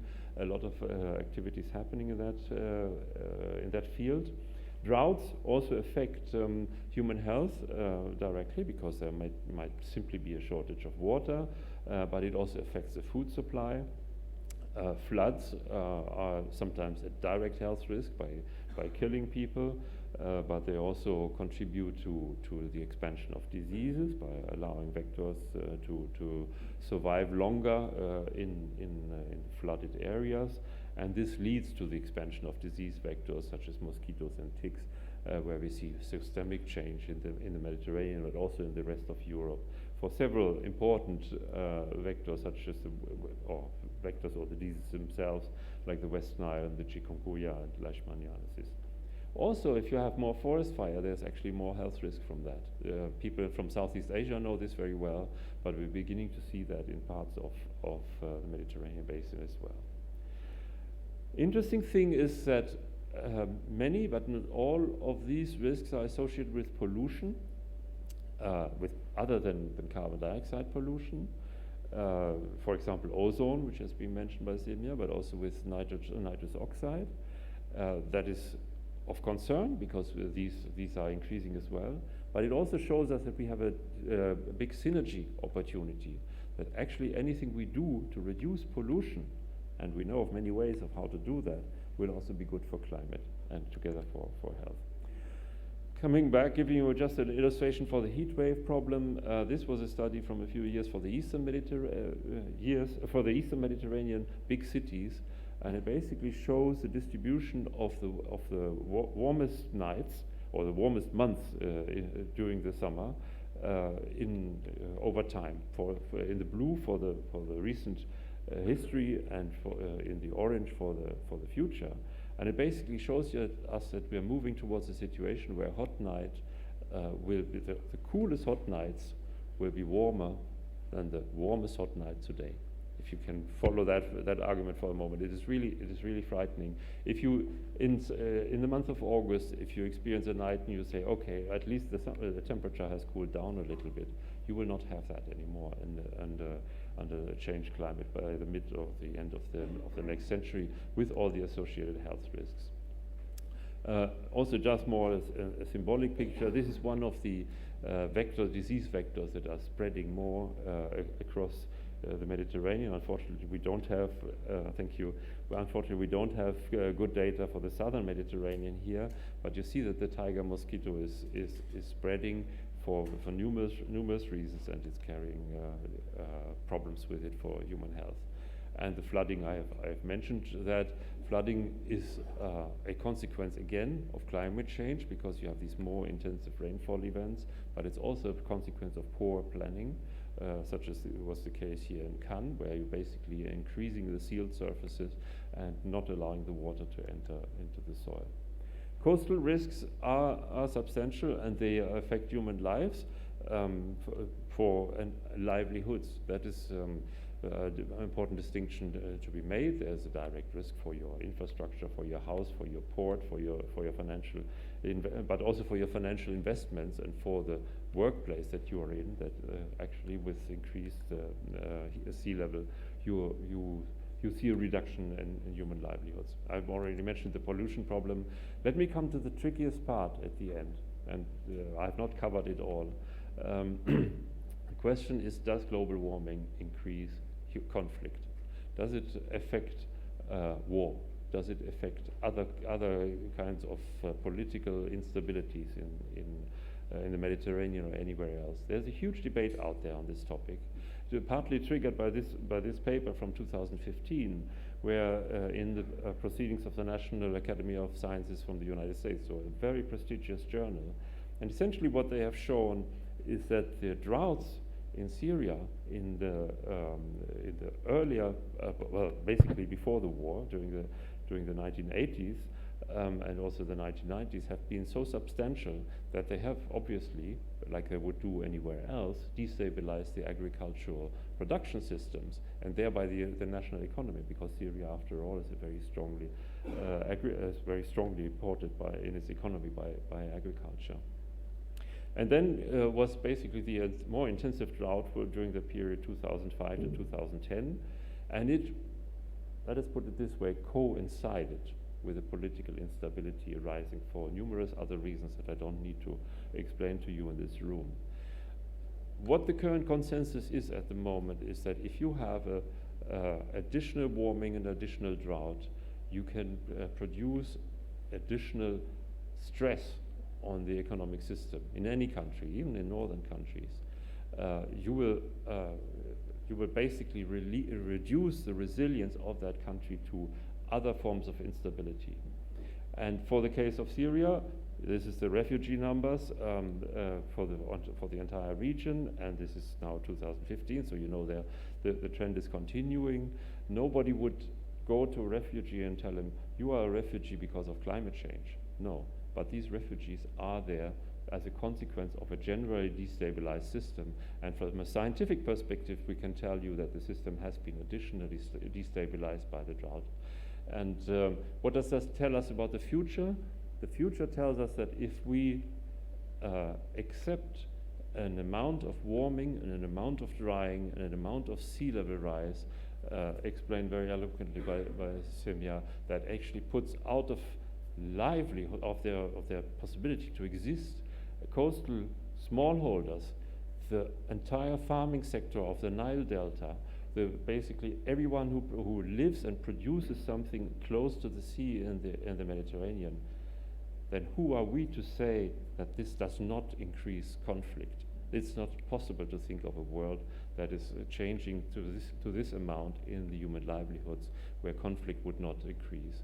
We can, of course, work the other way around. We can say if we have improved collaboration and improved ways to manage our political situation, then we also will increase the resilience against climate change. So you can also see it from that point of view, which I like, because it's a more positive view. It's not just to frighten you, but it's to say that if Mediterranean countries can finally work together on these issues by providing better information, but also by making sure the financial means are in place to provide solutions, and the willingness of the consumer to realize that we need a different way to organize our cities, then we will reduce the risk for conflict and the number of refugees. So I hope that is a fair way for summarizing the issue. As a kind of summary slide, we can look at this more in detail if you want, but there's not much time for this. What we really wanted to show is that there's this number of forcings like sea level rise, acidification, heat waves, invasive species, and so on. They work through various systems, partial systems in the Mediterranean and also elsewhere, and they affect human livelihoods through infrastructure, through food, through biodiversity, and in the end, our political stability and the necessity for people to migrate or not, or stay where they are and live their lives, is depending on these factors. Again, let me thank all the supporting institutions, particularly Union for the Mediterranean and Plan Bleu.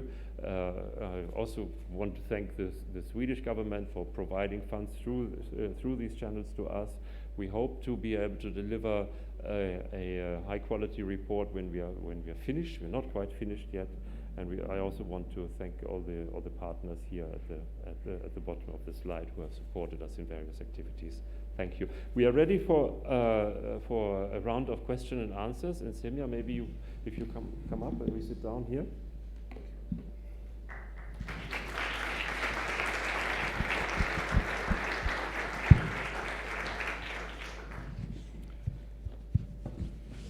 There is a word in English that can hardly be translated in other languages, and it is serendipity, when reality creates coincidence that seem to have a meaning. I assure you that we did not choose on purpose a Congress room called Mare Nostrum, RC, and there is another quite rare miracle. We are on time, so we have enough time for questions and answers. We would like to organize it this way so that anyone has space to have a short say. We take 3 questions in a row and then let our scientists reply to them. So anyone has a nice breaking question?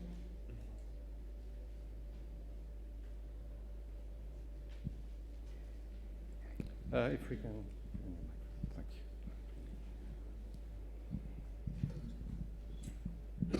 So I will speak English. Apologies. Pierre Duquesne, I am the French interministerial delegate for the Mediterranean. Why, if the situation in this region is what you described, it was not decided before 2014 to make a report on it? I mean, what explained that this region was not singularized before? Thank you. We take 2 more questions before replying.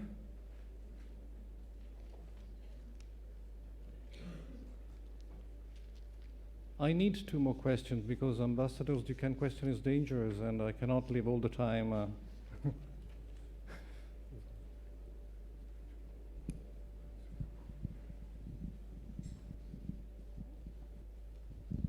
Thank you. Good morning. I'm Leah Kai from Lebanon. Thank you for the great presentation. I have to say that I wasn't surprised actually with the results. I was expecting really to have more numbers, something more attractive to bring back to decision makers back home.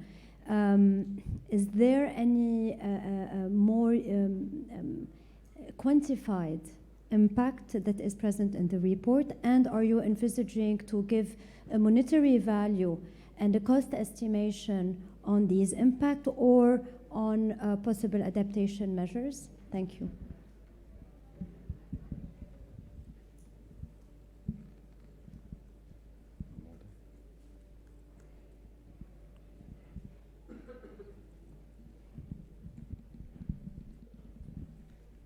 Hi, my question is a bit more basic. My name is Najla.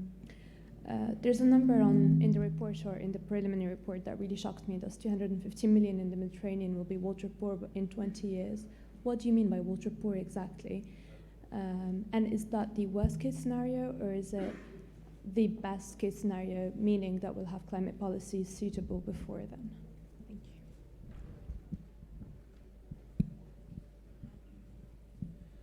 Yes, let's try and give you answers as good as we can between the 2 of us. For the first point, I think it's a question, of course, I've asked myself as well. Why hasn't there been a Mediterranean assessment before?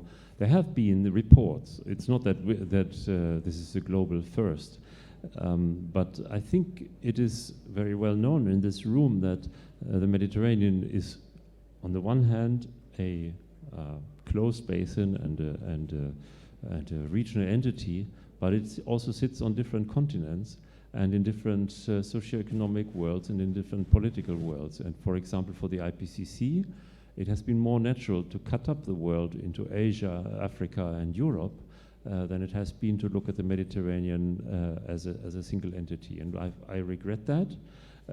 I know that processes such as the Barcelona Convention and others have attempted to favor a integrated view on Mediterranean environmental risks, and progress has been made in this direction. But quite honestly, I think the scientific support for this has been lacking in the past, and this is now what we try to accomplish. Add something to. Is it? Yeah, I want to come to the second question. For the third, I'll leave you the microphone.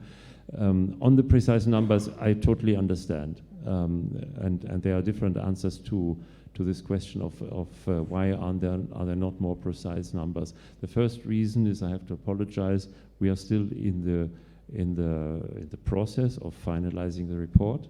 There are significant discussions going on among authors which studies are reliable and which studies are less reliable. This is basically what the scientific part of the work is, but you will definitely see in the finalized report more quantitative estimates. But not on everything you need and not on everything you want, because what is the principle for MEDEC and should be for any scientific assessment, we are not doing research. It was clearly said in the morning by Mr. Moxid.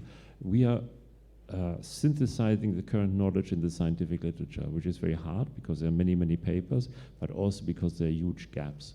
So when, for a certain region, for example, the cost of adaptation to a given scenario is not known, MEDEC cannot fill that number. I mean, that must be done by new research projects. Unfortunately, there will not be simple and easy ways to overcome the knowledge gaps that we have. We will point out where the knowledge gaps are very clearly, but we will unfortunately not be able to give quantitative and precise answers to our questions. The water. Yes. Also, to answer your questions about the numbers, precise numbers, in fact, I think that we have some precise numbers and we put it in the report. And what will this report come with if we compare it with previous reports on the global area, for all the globe? For example, if we look at the IPCC, they are looking at the whole globe, and they say that one of the issues is to have local data, to have local scenarios, because it changes everything. You cannot only see what's happening on the global point, on the global area. It's very important to look at the local data and understand what's happening in local regions. When you look at the Mediterranean, it's quite similar. So the weather is quite similar, the conditions, the living conditions are quite similar. Of course, the economic growth is not the same, but for the nature, for the environment, it's quite the same, even if it's a very large area. But this point, this hot point, this Mediterranean, should be assessed, and we have many data from the north, because there are many scientific research. As Wolfgang said, the report is about a review. It's about what people has already found, what scientists has already understood. So we have many data. And with this data, we try to see the whole picture and to go into the details.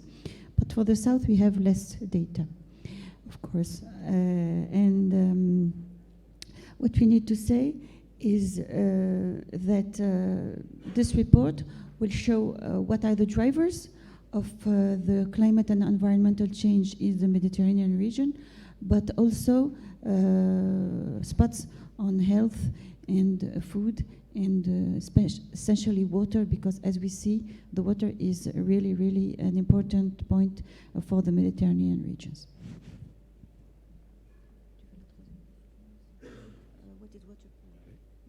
I think we have time for another round of 3 questions, and I see a hand raised here, and then 1, 2, 3. Thank you. Octavio Quintana, Director of PRIMA. I'd like to know whether you have data on the impact on the water used to cool power plants in the Mediterranean, both in terms of abstraction of water and in terms of warming. One more. I was wondering, from your point of view, I'm sorry, Naguib, I mean, team lead of EU-funded project ClimaMed, to which extent this knowledge or awareness of these problems are among the southern part scientists, and how many of the southern countries have participated in this? Thank you very much. And one last question by Lady. I'm Mariana Voto from Italian Radio Broadcasting Corporation, RAI. And I would like to know, you mentioned Italy and Spain, especially interested about rising of seawater. You mentioned two Italian jewels, Pantelleria and Venice, and I wonder which particular areas and cities are interested about this increasing of water level, and are you focused in particular areas of these two countries? Yeah, on the first question about the power plant cooling, I do not have at my fingertips precise scientific studies about this. I know from like we all know when we read the newspapers that, for example, French power plants sitting along the major rivers, you do see periods in hot summers where they have to be stopped, which is actually often not realized. It's not because there's not enough water, but because the water that leaves the power plant is so hot that it actually kills the downstream biota. And this, I would assume, is a problem elsewhere as well, but I don't have quantitative numbers about that.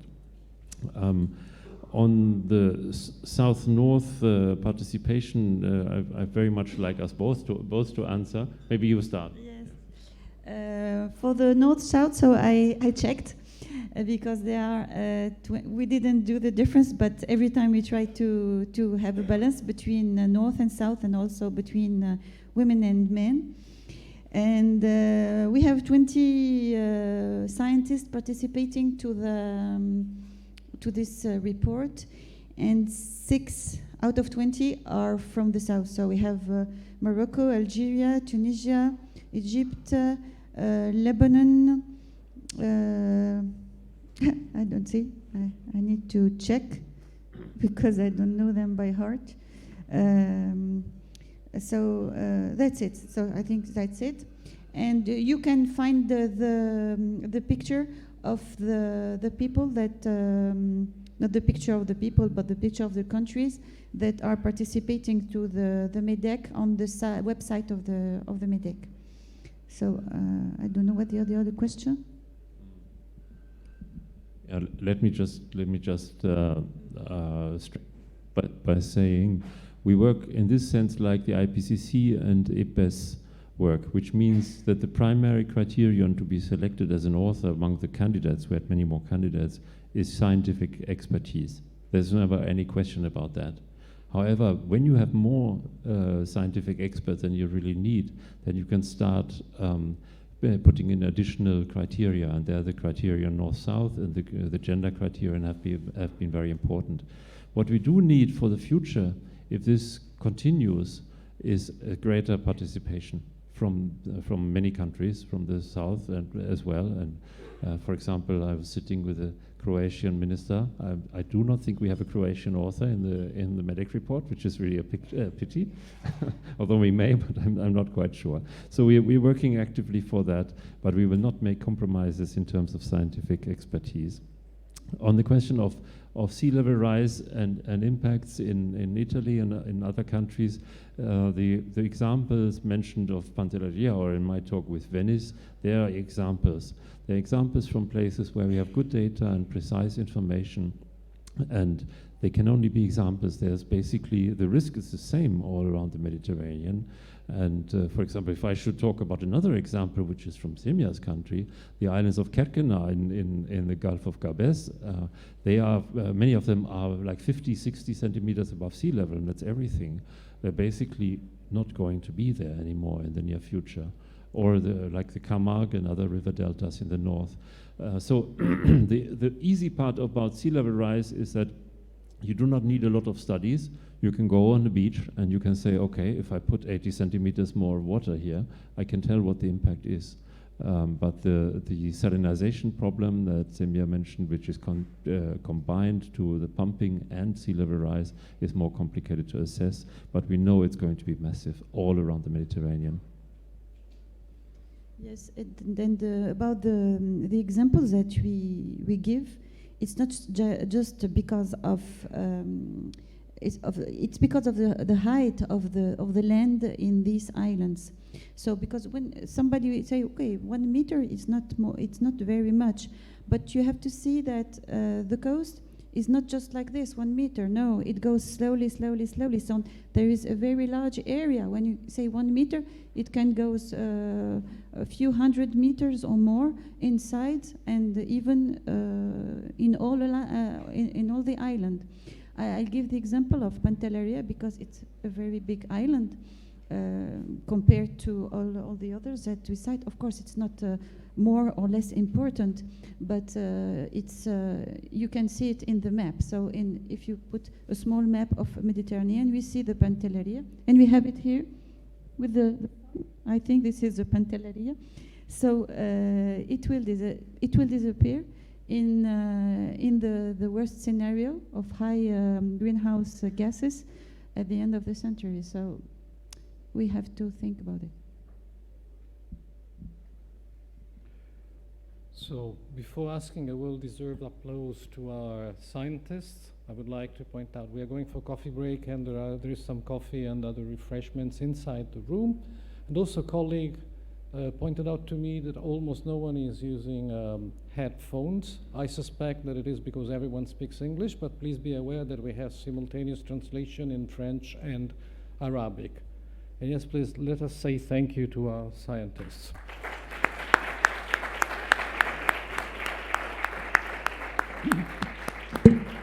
I would kindly ask you to resume punctually because this event is chained with the forum, and so especially those who are also participating in the forum cannot afford a delay in our timing. 11:30, please.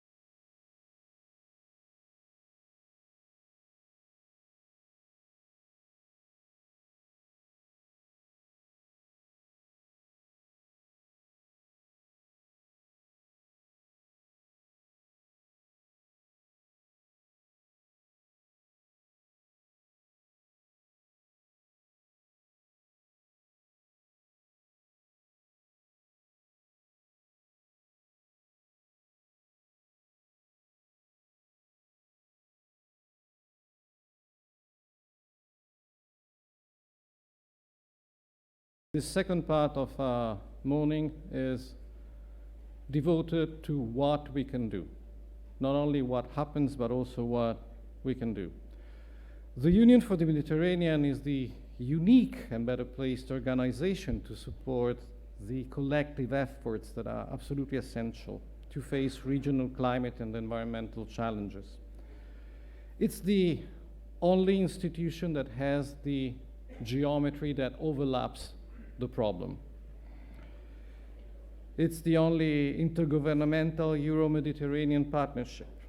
Within the frame of the UFM policy dialogue platforms, and specifically the UFM Climate Change Expert Group, the UFM provides space for regional dialogue and cooperation. This is what we have been trying to do, networks. We can there exchange best practices, agree on common work plans and initiatives.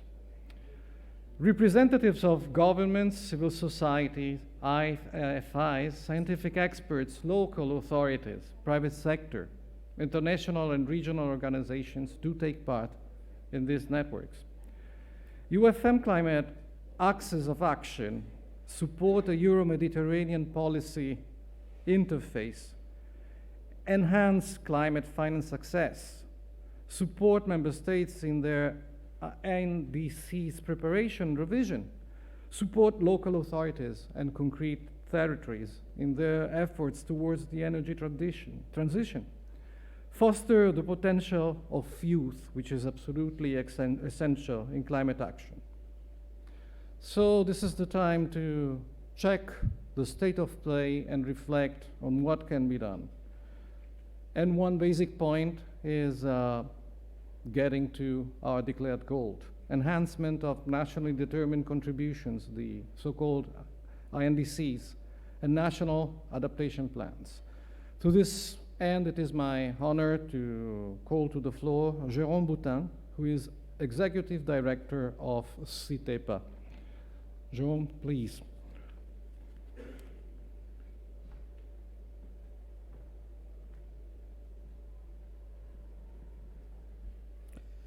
Thank you, Mr. Moderator, and good morning, ladies and gentlemen. So I'm the head of CITEPA. CITEPA is a French state operator. We are mandated by the French Environment Ministry to elaborate the GHG inventories, and we are conducting a lot of capacity building activities abroad.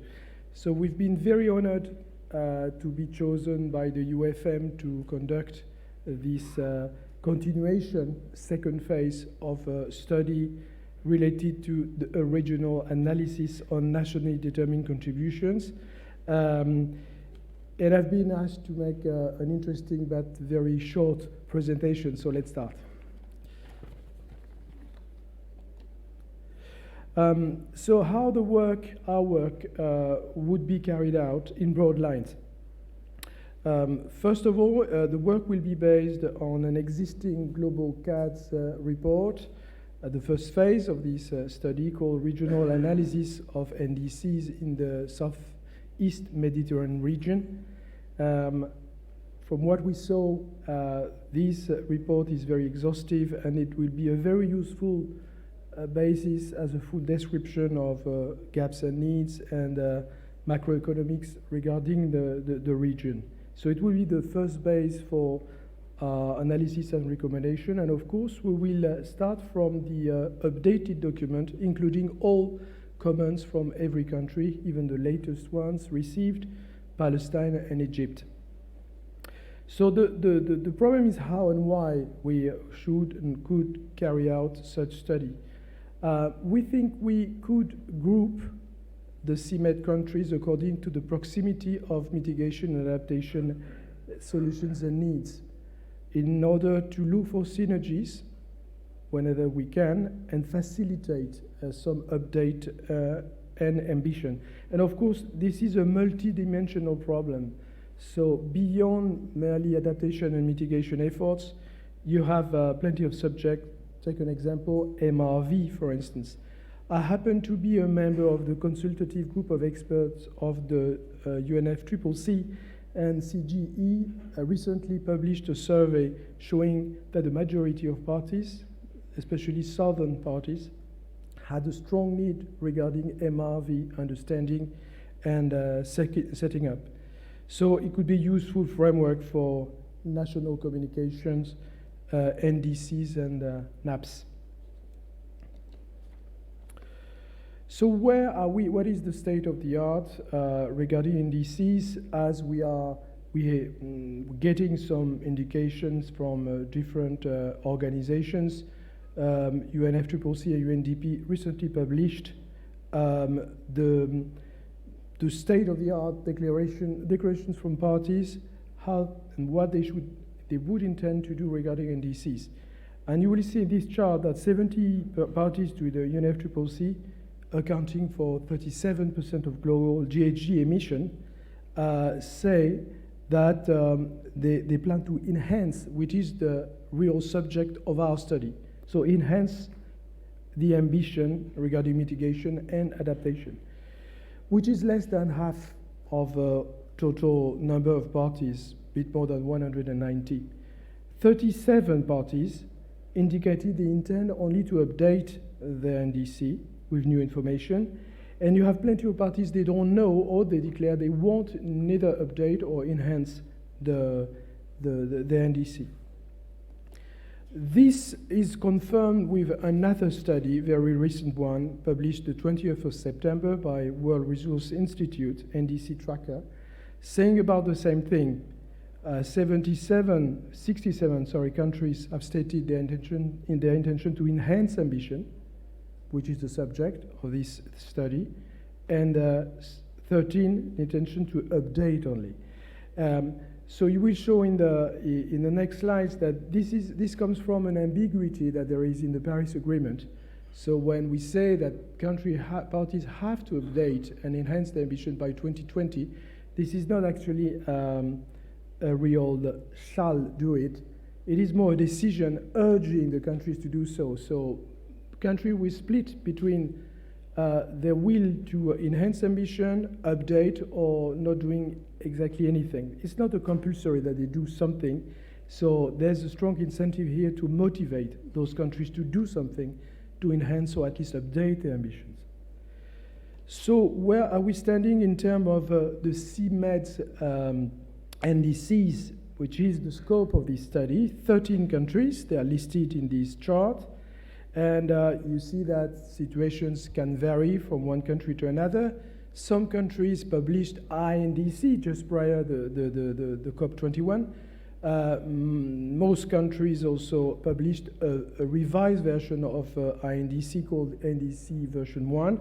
And now we're talking about, and we are trying to incentive and try to encourage countries or facilitate the work that would be done in the so-called NDC version 2 for 2020.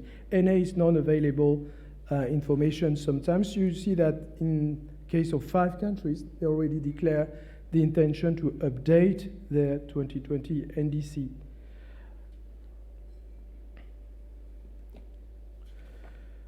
So what is the method we intend to follow up for regarding analysis and interviews? So we'll do first, an in-depth review of the final CAD report, Global CAD report,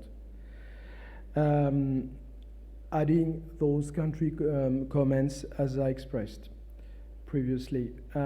We also will complement with additional factors and indicators this analysis. We're coming back into that later on. We'll also pursue a lot of consultations through questionnaires and direct talks with some bodies like the UFM sectoral platforms, also the country representatives and the country. The question yet to be defined and to get an agreement from, an approval from the UFM is the structure and the design of this questionnaire. Is it going to be a unique questionnaire sent to everyone, or is it to be a questionnaire sent to and designed specifically to each of the 13 countries of the region? So that has to be discussed, yes. So questionnaires, consultations, and then to come up with recommendations per group of countries. It's not to recommend that this particular country should or shall do that. It's more saying that a group of countries sharing similar ambition and needs and solutions could do that, or the UFM could help through different initiatives those group of countries to do such and such. So to do that, we'll have to define, and we started sometime talks with some bodies and to intend some to set up new collaborations, like the MEDEC, for instance. So we saw the real worrying figures from climate change impacts in the region. ClimaMed also. So of course the collaboration with ClimaMed will be discussed together with the European Commission, and to get the approval on the way these collaborations should go on. And remember that ClimaMed is partly on the same region, sharing 8 countries of those 13 countries of the scope of this study, and also the NDC partnership. And at the end of those recommendations and analysis should be presented during a side event at COP25, together with other organizations such as UNDP, ClimaMed, and UFM, of course. So consultations, I think, is the key word for this study. There are many ways to conduct these consultations. You have a chart showing what we're trying to get, a focus on seeking synergies. So consultations through the regional dialogue platforms and expert groups of the UFM, ClimaMed, as I mentioned, other partners like NDC Partnership.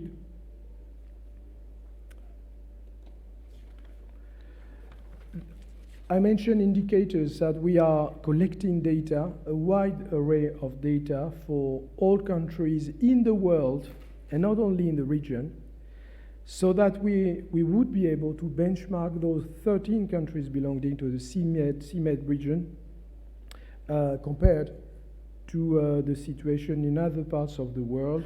So you have examples of what we intend to get, and we will do some statistical analysis determining the variables, the factors that truly affect these countries, and assemble these countries and group these countries by pairs or by group sharing similar ambitions and needs. So of course, if we're looking at grouping countries, sharing something, having something in common, we're looking for consistency. And they're sure to get some consistency when it comes up to adaptation means, it means also that we have to get consistency through climate impacts. But the regions, the countries of the region, sorry, the 13 countries, yes, they belong to the Mediterranean borders, but they also have differences, even regarding their climate zones. But we will stress and make a priority, of course, with what is called the Mediterranean habitat, which is in the gray, within the gray, the dark line here on this map, thanks to the MEDEC. Because most of the countries of the region share some kind of Mediterranean climate and habitat. It's not exactly exhaustive. Of course, for instance, there are so many differences between the forest of Bosnia and on the one hand, on the other hand, the Nile Delta of the desert of Mauritania. But the idea here is to get some consistency in groups, is to determine those variables for a similar habitat and climate. It's desperate, I think. It's a desperate attempt to try to find similarities when we are considering every climate that there is in the zone of the Mediterranean Sea. There are so many climates. But within one climate, we have the hope that, hopefully, we will find similarities regarding climate impacts. So this is all about synergies. Synergies regarding mitigation actions and also adaptation actions. Mitigation actions, we have some doubts because, of course, when we're talking about mitigation, that concerns the whole territory. The whole economy of a specific country is involved. And you have very much difference between those countries in terms of GDP, for instance, GDP per capita, or the share of the agriculture area and sector. So most of the time, the strategy we found as the mitigation strategies are country-specific. But maybe some choices, especially when it comes to energy mix and energy efficiency, could become cross-cutting issues. So there is a possibility there, but a limited possibility to do grouping and clusters of countries. But you have to remember that, and you all know that each one of the CMED countries, they do not weigh much in total greenhouse gas emissions. Of course, everybody has to do something regarding GHG mitigation, but when you're considering the weight and the contribution of the region in terms of GHG emissions, they are not very important. But they are all very affected by climate change, and this was very obvious in the previous MEDEC presentation. So, almost at the end of my presentation, we make this assumption, but of course these assumptions will be tested and submitted for approval at the UFM level and country level. The consistency is likely to happen more on adaptation than on mitigation. And what we would like to do is to prioritize within groups of countries those adaptation solutions which are at the same time mitigating, and not the reverse. Usually people considering mitigation action and they say, oh, is there an adaptation co-benefit out of it? No, I would tend to think the opposite and say first adaptation, because this is the true problem of the region, adaptation to climate change, but those adaptation solutions which are at the same time mitigating, under constraints of mitigation, if you wish. So last slide, just to remind you of the agenda of this work. So there's an inception phase, and this is the first presentation in broad lines, what we intend to do. October 2019. There will be a detailed analysis based, as I mentioned, on consultation plus the exhaustive work made by Global CAD report. Then we will issue a final report, and there will be a lot of submission probably until we get an approval. And there will be a final presentation of this together with other bodies like NDC Partnership, I think, and ClimaMed, at COP25 in Chile, 10th or 11th of December. Thank you very much for your attention.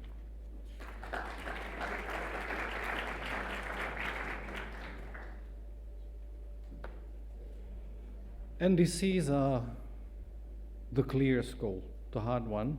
We can reach it with awareness, we can reach it with goodwill, but of course we cannot go very far without money. Climate finance is becoming important in volume, but still it is so hard to access for local communities that need it. For sectors, it is far too complicated. Let me anticipate that in our follow-up emails to this event, you will also receive a presentation about climate finance that is being drafted by the European Bank of Investment, and we think it is a key piece of the puzzle. If we don't have enough funds mobilization, we cannot do much, and if we do not do much, it has already been hinted by our scientists, there are high stakes. Some of them are stability, security, peace, and human rights. The awareness of this link started some time ago. I think that we can date it back to the 70s with the works of the Club of Rome. Silently, a community of scientists, both hard scientists and human scientists, started to reflect on the linkage between environmental degradation and human security. States, longer ago than people think, started to take stock of it. The first reports commissioned by the Pentagon at the beginning of the year of the century, followed by some reflection about the potential for conflict in the Arctic, due in this case not to vanishing resources, but to new resources that belong, nobody really knows to whom. Then in 2009, our German friends managed to table for the first time before the Security Council the fact that there is a link. It took some time, some question marks. Does this belong to the Security Council or to other things? But if you see the agendas of the Security Council in the last years, there's not one single year without at least one ARIA event, as we call it technically, that concerns this issue. Think tanks plugged into it, and even the G7. The G7, through a group called Climate and Security, once again very much supported by our German friends, to a think tank called Adelphi, came to identify 79 areas in the world in which climate change is acting as a conflict accelerator. I had the honor to co-chair this group, but this is another story. Things are happening and are being recognized. If the Himalaya, Hindu Kush and Pamir glaciers melt, it is not only a tragedy for the mountains, but it is a tragedy for the valleys. Rivers depart from these glaciers that irrigate plains where 1.4 billion people live. And since, especially to the south, the climate there is monsonic, glaciers retain the excess humidity during the wet season and then release it gradually during the warm season. But if this mechanism collapses, in the valleys, they will have to face an alternance of droughts and floods. And it is a problem. Closer to us, I don't want to show you slides, but it is patent. If you put on a map the band where desertification is accelerating also due to climate change, it coincides with the band of concentration of hunger, conflict, illegal trafficking, terrorism. And actually you can overlap 90 different maps, including even an increase in rapes. And here we start to see the very deep linkage between the behavior of nature and fundamental facts like the rights of children, the rights of women. There are villages where the vanishing of one single bush makes or destroys the role of the women. So the question is, are we so strong here in the Mediterranean that it does not concern us? Are we exempt from all this? The case of Syria has been already touched upon. Other phenomena could be recalled, including the fact that a certain degree of instability has been imported by the combined effect of climate change and globalization. Before 2011, in a relatively short period of time, 4 years, the southern band of the Mediterranean saw an increase in poor people by 4 million, which is huge. And it was due to what we call food hyperinflation. Food hyperinflation has many causes, but one of them is climate change. But not climate change striking directly those regions. Climate change striking Ukraine, Russia, Argentina, the big producers of cereals. Of course, then speculation and other things went into the machine. But the impacts of climate change can be also imported. I think we need to ask ourselves, what is our future in respect to what is happening already elsewhere? And in this context, we have joined hands with OSCE, the Organization for Security and Cooperation in Europe, and we have designed the concept of a common climate and environmental security project. Its development depends on financing, sorry if I say it, but to explain it, it is my honor to leave the floor to Mrs. Ezra Butandri, who is Senior Advisor on Sustainable Development at OSCE. Ezra, please.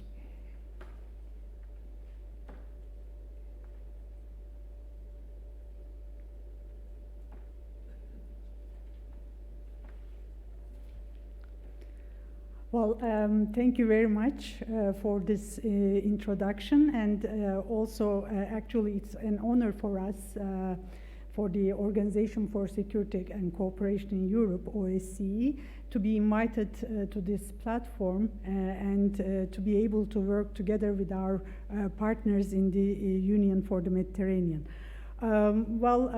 Deputy Secretary General has given a very concrete picture of how security and climate change are actually linked and what could be the potential implications. So I will not elaborate about them so much, but I would like to highlight that the cooperation that we are now doing with the UFM is actually based on a memorandum of understanding that was signed between the secretariats of both organizations last year in Malaga on the occasion of the OSCE Mediterranean Partners for Cooperation. And climate change and security is one of the 5-6 areas that are included in this memorandum of understanding for cooperation between the two organizations.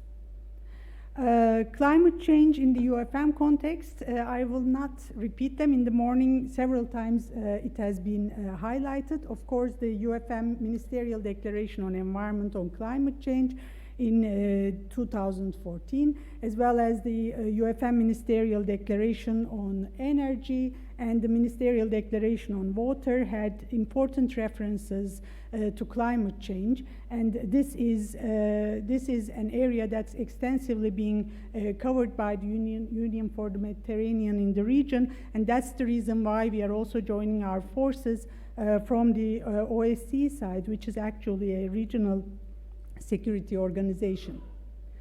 To say a few words on OSCE and climate change, well, the OSCE has a comprehensive approach to security. And in this approach, environment has an important role to play. As Professor Kramer in the morning mentioned, actually our approach is very much in line with the two-way approach that you have identified.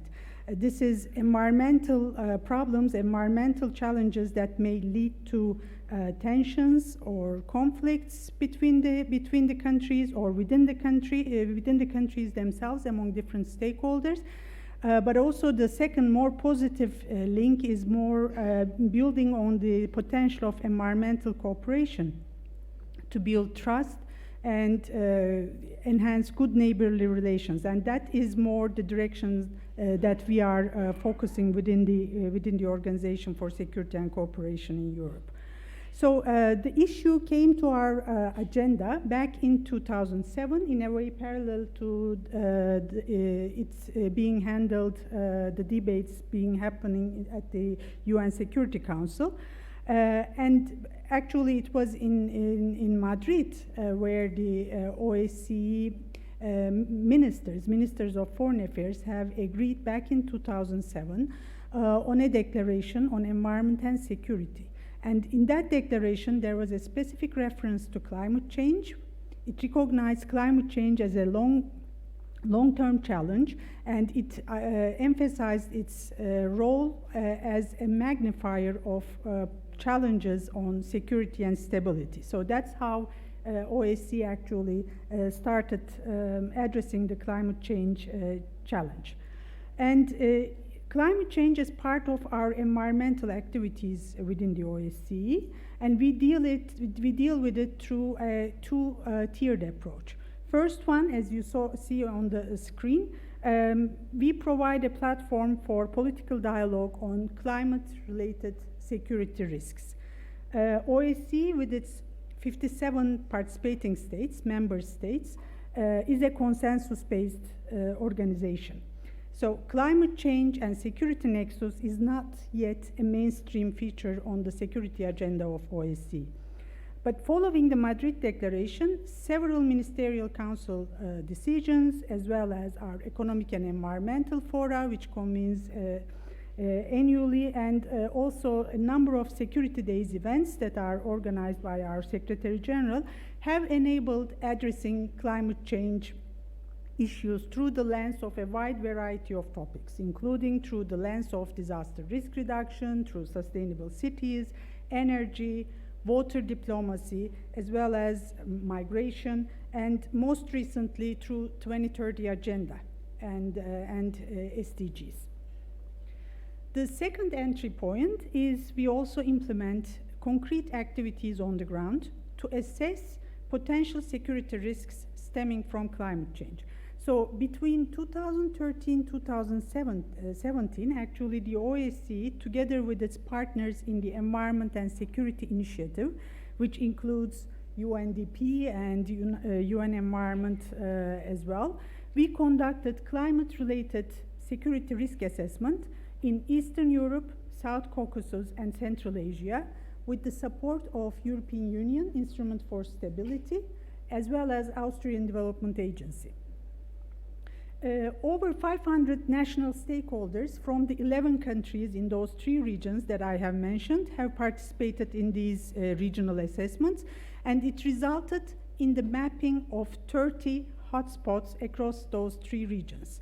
And this study was of course, based on background and desk studies conducted by experts and colleagues from academia, but the actual identification and mapping has been done in a participatory manner involving all those national stakeholders in national and regional settings.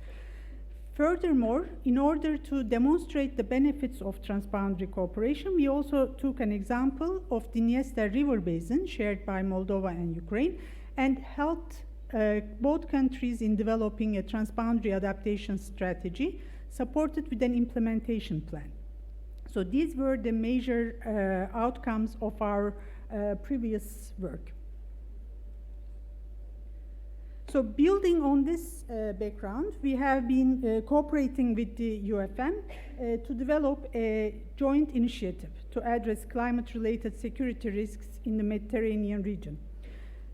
As you see on the screen, this initiative has the overall goal of contributing to sustainable development and regional stability in the Mediterranean region through addressing potential security implications of climate change. More specifically, it aims to raise the understanding and awareness on how climate change may impact security and stability at local, national, and regional levels, and to strengthen the capacity of local and national stakeholders to anticipate and prevent the potential security risks that may emanate from climate change. And most importantly, to reinforce cooperation among stakeholders at the national level, also between the countries, for joint climate change adaptation measures. We envisage to implement, as said, this is still in concept phase, but we envisage to implement this project through 3 phases, as you see on the screen, starting with participatory assessment and mapping at national level. This would be phase 1. In phase 2, we would more focus on the sub-regional collaboration and sub-regional setting for identification of priority hotspots, and the 3rd phase would actually be the implementation phase, including development of a regional program and concrete projects for adaptation. There is, of course, already rich diversity of information, scientific information available, so this project would not invent the wheel. We will definitely make use of the existing studies, first and foremost what we have heard this morning, MEDEC. And in the implementation of the project, we will, of course, collaborate very closely with our national counterparts, but also with our international and regional partners. In terms of implementation arrangement, or as you see on the screen, OSCE will take the lead for those countries which are among OSCE's partners for cooperation or OSCE's participating states, and UFM will take the lead for those interested countries which are outside this description. Where do we stand now? So the project concept has been presented to the UFM Climate Change Expert Group on last year 2 times, in April 2018 and November 2018. And this year, more recently in June, we have presented the project concept to the OSCE Mediterranean Partners for Cooperation together with the UFM. We are now at a stage of full project development and, as mentioned, in the process of mobilizing resources. And this, of course, for the OSCE, this is one of our priority projects. And next year, under Albania's chairmanship of OSCE, I believe this issue will even gain further importance. And in this context, we look forward to collaborating with the UFM and with all other partners very closely next year and beyond. Thank you.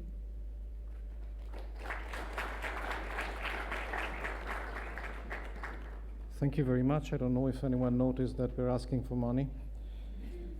There are bad news, but there are also good news. One very powerful good news concerns the way we think. Some of the causes of all this and some of our inability to tackle all this was due to a cultural effect. During centuries, we only thought sector by sector without analyzing the implications of our choices in other sectors. Thanks God, this has changed because we adopted this wonderful instrument which is called the 2030 Agenda, the SDGs and all the interlinkages. And it is in this framework that I would like to call and hear UNDP's experience and contribution, the UNDP SDG Climate Facility, Climate Action for Human Security.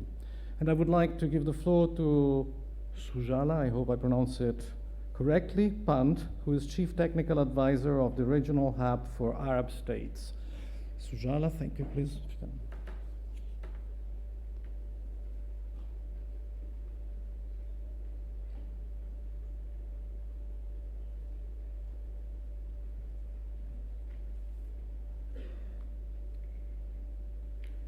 Thank you very much, Deputy Secretary General, and very good afternoon to everyone here. First of all, on behalf of UNDP, we're very thankful for the invitation to speak here at this regional forum. And we're very excited to be sharing experiences from, in particular from UNDP's Regional Bureau for Arab States, which overlaps with some of the countries of the Union for Mediterranean. I'd like to do three things today, given that there isn't a lot of time. I'll give a very quick introduction to UNDP and our work in the region, especially on climate and environment. I will then also very quickly follow up on how we see these interlinkages. I won't spend a lot of time on these because I think we've heard a lot this morning about how climate change impacts many different sectors, livelihoods, etc., but still touch on that. And then I will go into this regional project that has just been launched. So UNDP in the Arab states, we have our, as you know, the head office is in New York, but we have our regional hub in Amman, Jordan, which covers work in 18 countries, and you'll see them listed there, as I mentioned, many of which overlap with UFM's mandate. UNDP is the largest provider of grant assistance in the region in the area of climate, environment, disaster risk reduction, energy. We have $4 billion globally on these areas, out of which 500 million approximately are undertaken in activities throughout the 18 countries that I just mentioned. In addition, of course, to a lot of the technical assistance and capacity development support that we provide, which fall outside that amount per se. The SDG Climate Facility Project is one such example of this technical assistance that we provide, together with some grant assistance at the country level, and I will touch on that. Now, as we've already heard, the linkages between climate change and development are fairly obvious, or increasingly there has been evidence to support these linkages. And like all regions, the Arab states are suffering from temperatures rising very fast. The Arab region is also a water scarce and food import dependent region, and climate change is exacerbating these already very difficult situations.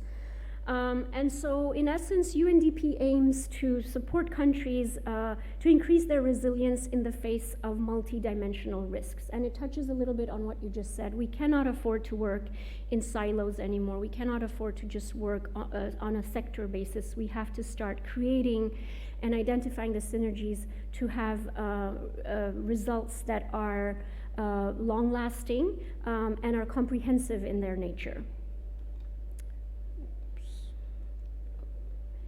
Now, in this regard, if we take climate change goal 13 as kind of our entry point, our ability, or let's take Agenda 2033, our ability to address poverty reduction, gender empowerment, peace and security, and any of the goals that you see, the ability to address it or taking into account the climate impact factor into those solutions are likely to help us reap multiple benefits across the different SDGs. And that is the very premise of this regional project that we are talking about. This is true in any context, given that many of the countries out of the 18 that we cover are also in a state of fragility, whether it's protracted conflicts, whether it's more recent conflicts. The crisis dimension makes it that much harder. In many cases, as there were some references to it this morning as well, many of the displacements, many of the crises around very scarce resources have been attributed to the effects of climate change, which are impacting livelihoods, which are impacting the value chain around food production, etc. And therefore, this nexus that we are talking about, it's climate SDG and the security nexus is an important one for us. And therefore, this project is a multidimensional response to a very complex regional context. First of all, one thing that makes it stand out, it's a multi-partner platform, and you'll see the partners listed on the slide there. We are not only working with sister UN agencies, building on each of our comparative strengths, but we are also benefiting from the platform that the League of Arab States provides, for instance, which is an important political platform represented by member states who also need to buy into this agenda of a nexus approach. We're also very thankful to Sweden for the generous support that they have provided for this project, which is a four-year project, focusing, as I mentioned, on unpacking this nexus between climate action and human security. Maybe in this room we understand it quite well, but when we're talking about policymakers, when we're talking about parliamentarians, decision makers at the local level, it may not be so obvious. So a lot of the efforts rest on that. It's in a way to enable countries to bring in and integrate climate change into their responses by providing them with the necessary tools, access to information, to enable a more thought-through decision-making. And it is definitely about scaling up climate finance. Again, something we've heard today. Without the finance, we can have the best plans and the best intentions, but it's not going to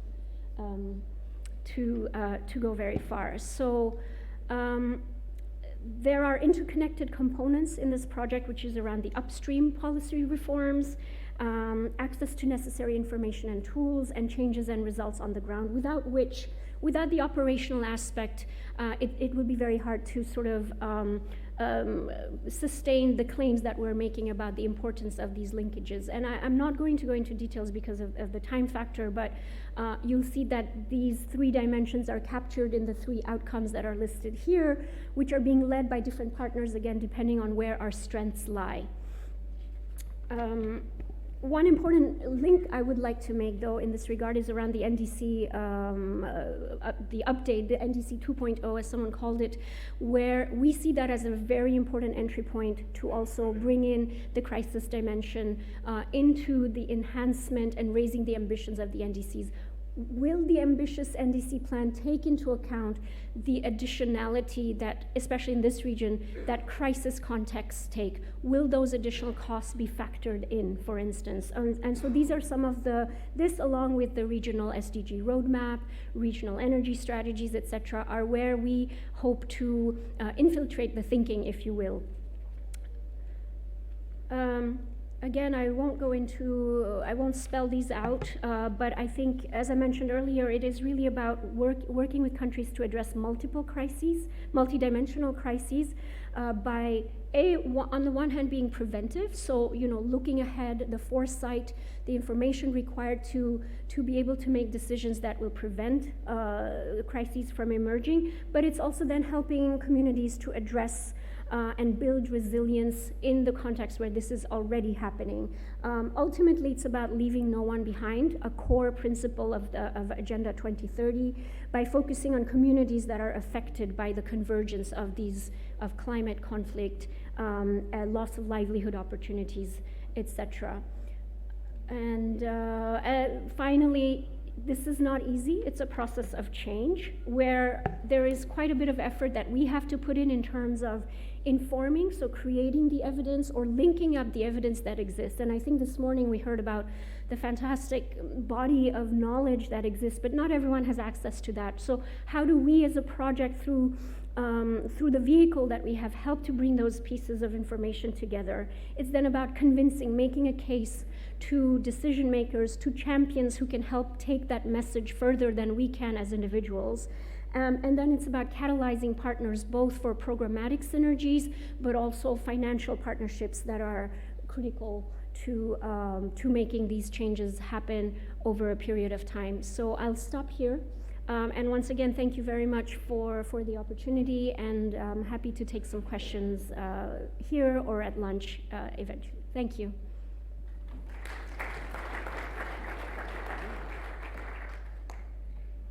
We are getting to an end, and I could put the question in political terms, but I think that humanly, probably it sounds like, so what?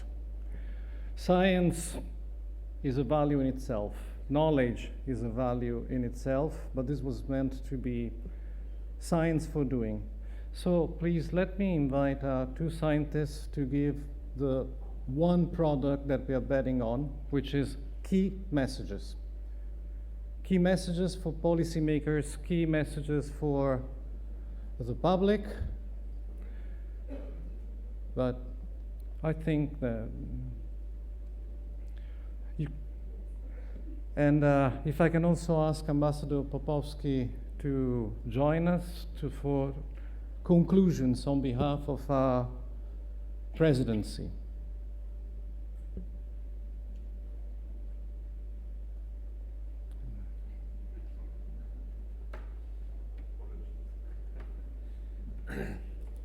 Excuse me. So, very, very pleased to, in collaboration with my colleague Semir Sherif, do a concluding note on the key messages from the MEDIC report that has been described more in detail this morning. I want to remind those of you who were not here this morning, no, it doesn't move. Can we make sure that this advances? Yes. No, this is too fast. Let me remind you briefly of what MEDEC is, for those who have not been here. It's an independent network of scientists, about 700 members that are working together to provide a risk assessment for environmental change in the Mediterranean basin.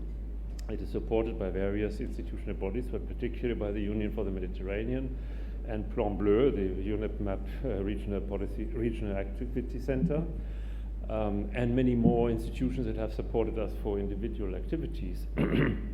And the goal is not just, but importantly, to contribute to the implementation of the Mediterranean Strategy for Sustainable Development, but also to reach out to the entire Mediterranean community and to make people aware that the risks are substantial associated with climate change and environmental change. This is, as we think, necessary for political action, that most people on the street, if you will, are recognizing that there's importance for this. The report is currently in preparation. It is not finalized yet. We have a little more than 80 lead authors working very hard, and they have produced a full draft at the moment, which we cannot release because it needs to be reviewed and reread by colleagues. And we expect to publish it in early 2020. And now I give the floor to my colleague Semia Sharif, and we'll take it back later. Okay, it's for people that have just joined us. In fact, if you see to the Mediterranean population, so it's in growth, and when you see that the difference between 1970 and today, we have the doubling of the population. In this Mediterranean area, we have an increase, but also an imbalance between north and south of the population. So we are expecting that the population in 2025 will be 1/4 in the north and 3/4 in the south. This population is also concentrated in the coastal areas of the Mediterranean basin. So 1/3 of this population are concentrated on the coasts. The observed trends of warming is that since the pre-industrial time, we have an increase of between 1.5 and 1.3 degrees in the globe. And this increase is even higher for the Mediterranean region. So we can see in the figure, with the blue line, we have the regional sub-Mediterranean increase of the temperature. And for the blue line, we have, for the blue line it's Mediterranean, for the green one is for all the earth. And so we can see that it is very clear that for the Mediterranean we have a higher increase in temperature if we compare it to the rest of the globe. So this increase is 20% higher. So some people have asked me just a few minutes ago, what is it for the other regions when we can see that this temperature is also higher, and then we say no, it was not, etc. The Mediterranean is a closed sea, and so that's why, and the water is renewable. The seawater is a very rapid renewable water, so about 100 years. So that's why we have this 20% warming here, that in comparison with the other regions of the globe. So until now, we have a sea level rise of 6 centimeters. That is not very much, but as we see in the scenarios with the low or high greenhouse gases, so if we have projections to the future of high greenhouse levels with the red, the light line, and low greenhouse level rise, we see that the difference is very prominent, and you see that we have 5 degrees increase in temperature if we are seeing the high level scenario, high level of greenhouse gases. What will happen is that heat waves will intensify in duration and peak. That is things that we already see, that in the Mediterranean regions we have higher heat waves and longer summers. You see, we are all in short sleeves now in October. I don't think that 20 years ago it was this way. I'm sure that you remember it. And we have also summer rainfall that is reduced by 10 to 30 degrees in some region of the Mediterranean. And also we have the sea level that is rising faster. So we know now that the sea level rise, if we follow the high greenhouse level scenarios will be 1 meter higher before the end of the century.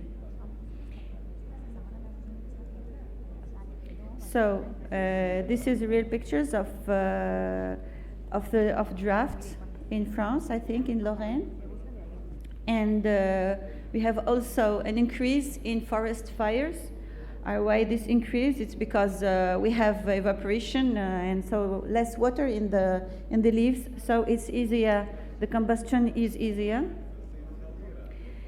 As for food, Mediterranean is it is very important, the fishery in the Mediterranean basin.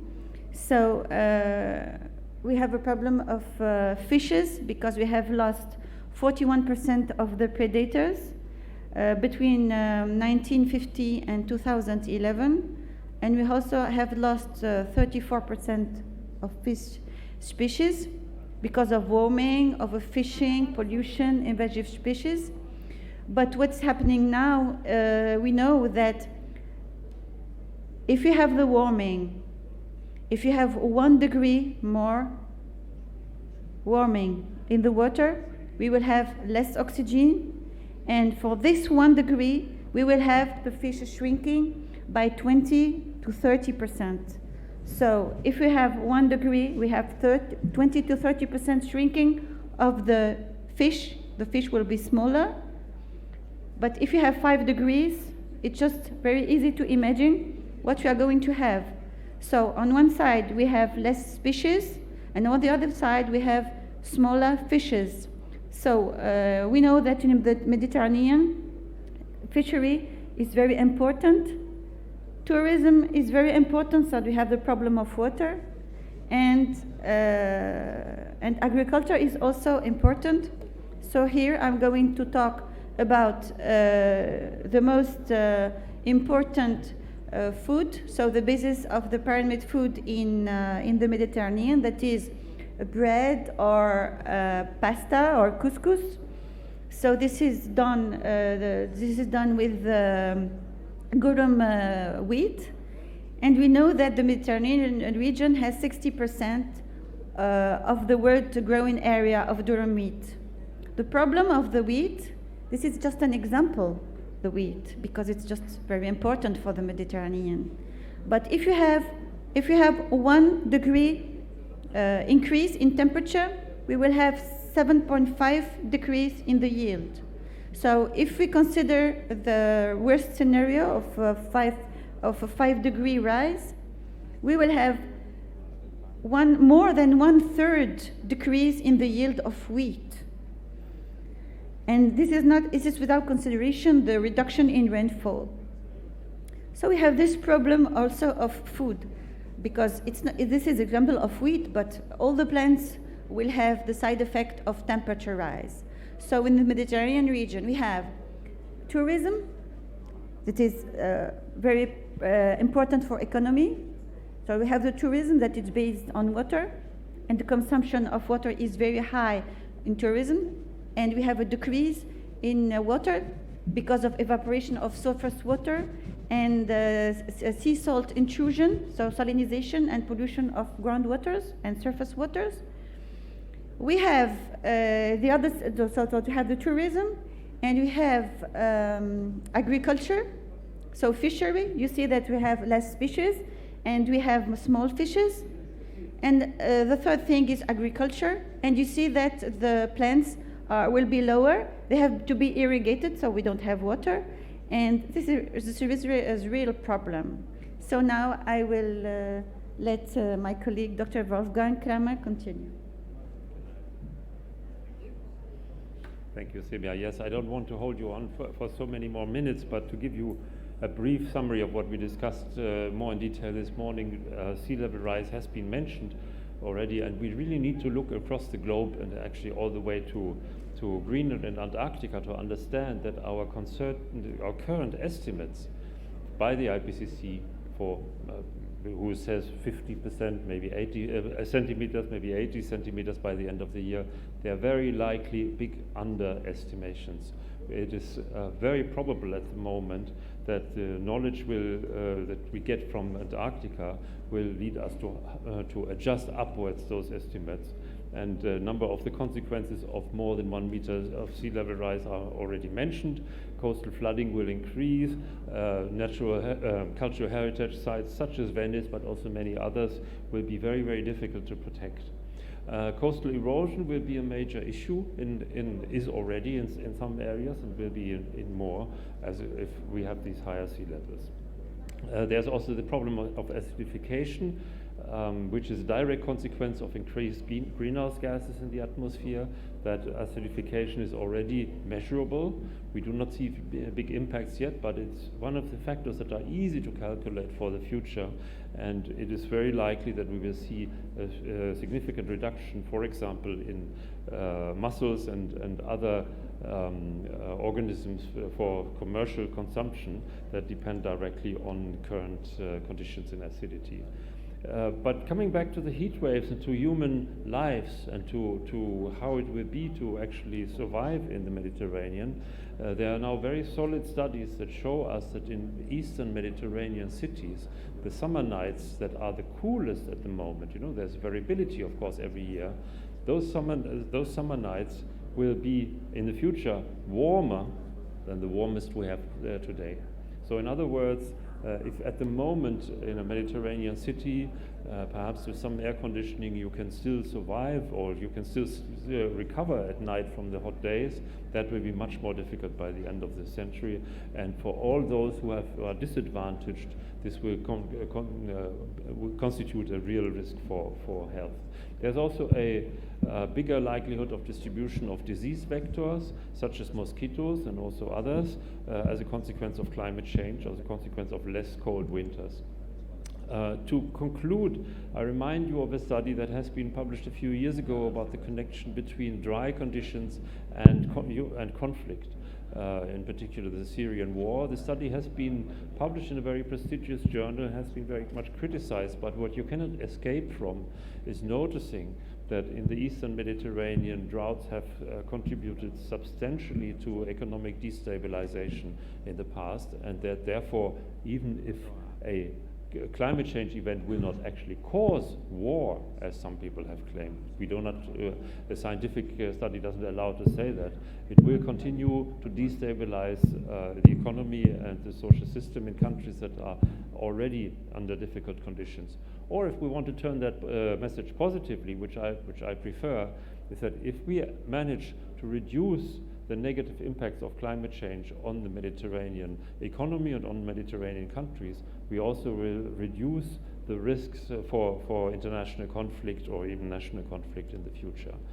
To summarize, what MEDEC is trying to achieve in terms of a risk analysis is that we look at multiple factors such as sea level rise, acidification, heat waves, invasive species, but also pollution. I didn't have much time to speak about that today.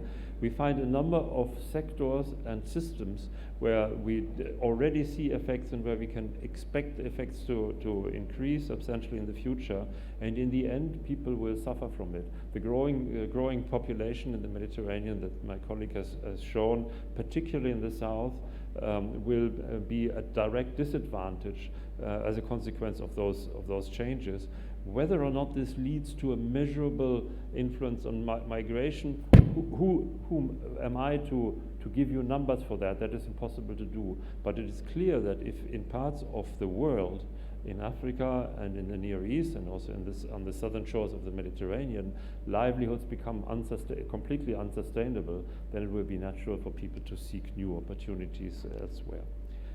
We are once again recognizing the support for the Mediterranean, but also from Plan Bleu and from the Swedish government and from many more sponsors that have helped us to prepare this report, which we hope will be finished in next spring. Thank you for your attention.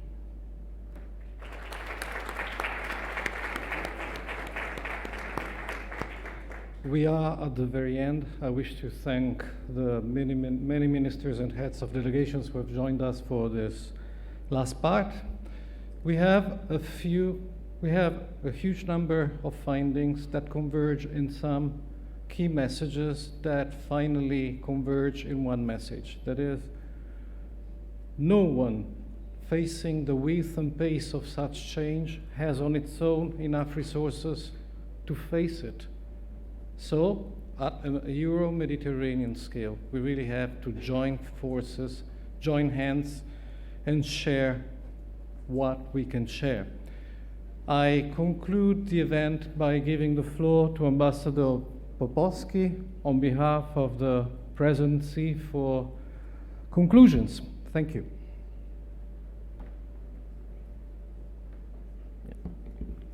Thank you. Thank you very much. Well, today's event could not be more timely.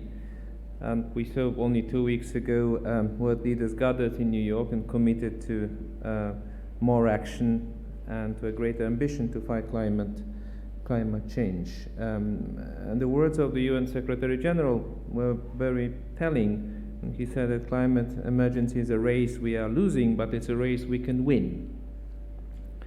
I'd like to stress the role that the EU has played in the negotiations and the implementation of the Paris Agreement and our overall commitment to climate policy, and that will certainly continue in the future. Now, in the Mediterranean region, we know it has been this hotspot, literally and symbolically, of this race against time. The region, on one hand, is heating up more quickly than most of the regions in the world. On the other hand, we see that climate action is becoming one of the top priorities for all the countries around the Mediterranean.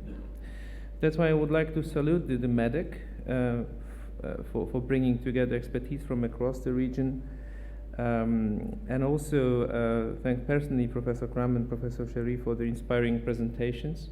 I know the report is not ready yet, but it's good enough to inspire.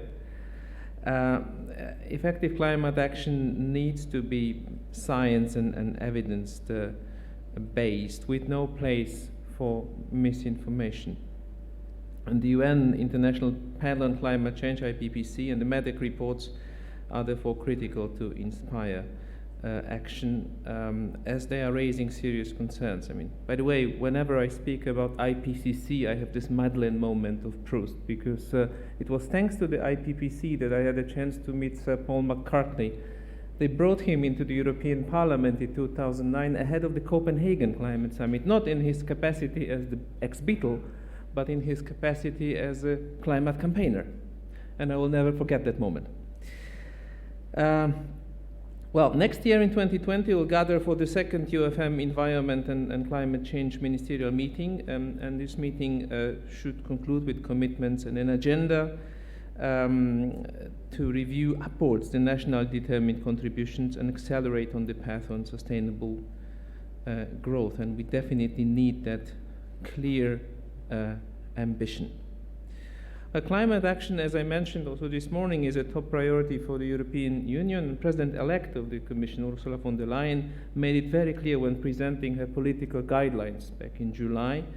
She committed to launching a European Green Deal in her first 100 days in office.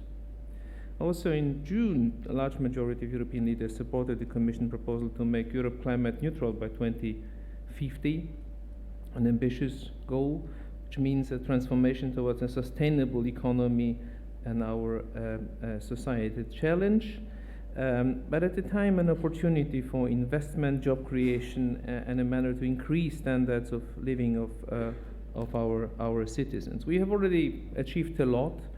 We cut our emissions by 19% since 1990, while our GDP grew by 45%. So green economy is indeed promising for job creation. We estimate that the EU measures for 2030 will enable a reduction of greenhouse gas emissions to 45% compared to 1990 level, and that we would reach the goal of climate neutrality. And of course, we never do it alone. I mean, we are now talking about the Mediterranean, and support to adaptation. The current economic models will be increasingly relevant because there is disproportion between the share of emissions in the Mediterranean countries and the consequences for them. of climate change. Well, money was mentioned, and you can't do it. I mean, you can't do it for free. It's obvious. We have built a financial system that supports sustainable and green growth. We are working in close cooperation with our neighboring partners towards a low carbon and climate resilient development.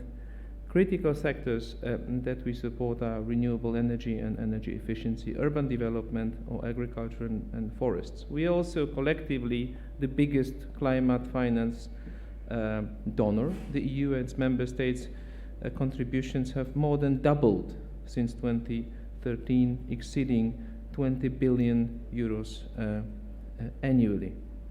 And as a matter of fact, 20% of the EU budget currently contribute to climate goals. And the Commission proposed, in the context of the next multi-annual financial budget, covering period 21 to 27, to raise its share to 25%.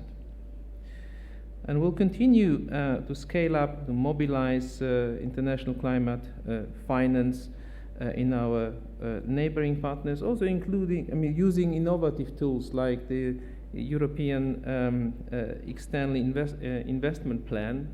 That's a tool, it's a guarantee scheme to encourage more private investment. And Nasser Kamel spoke of the potential of private investment in that area, and I could not agree with him more.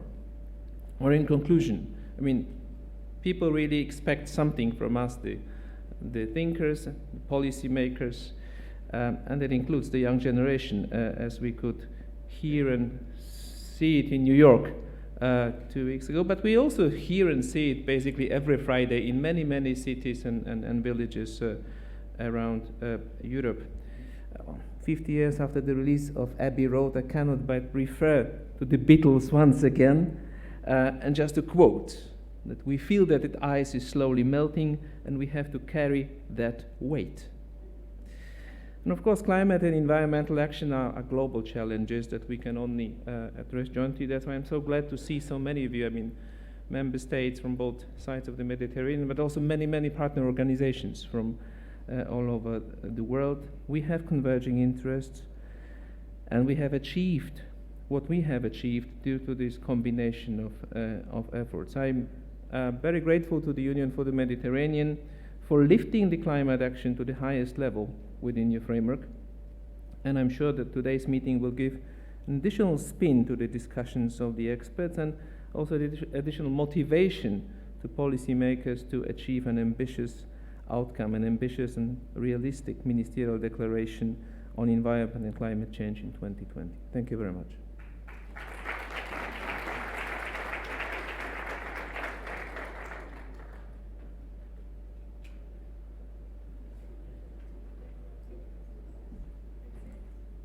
I think we deserve at least a good lunch. Thank you everyone for being here.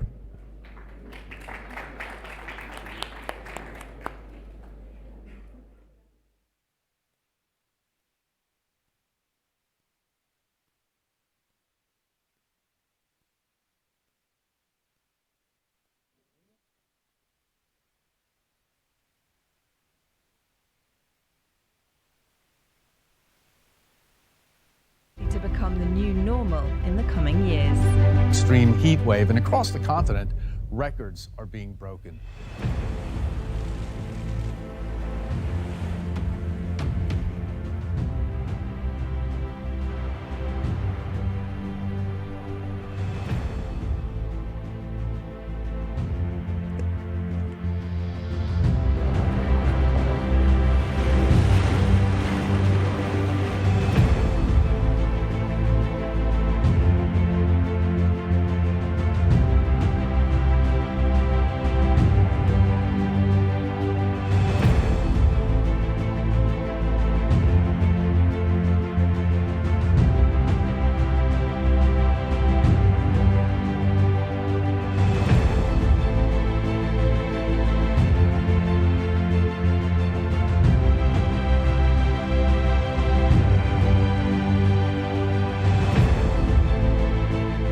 Thousands have been put into boats and moved. Partout, les phénomènes météo extrêmes se multiplient. ويعد تغير المناخ أحد أكبر الأخطار التي تهدد التنمية على مستوى العالم.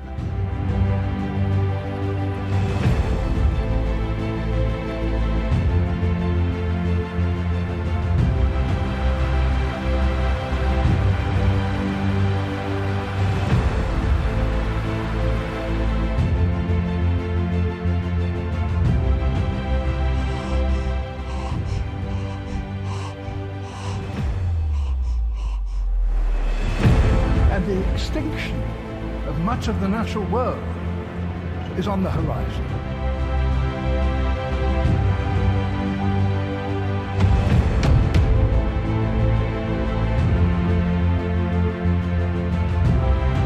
Yet you all come to us young people for hope. How dare you?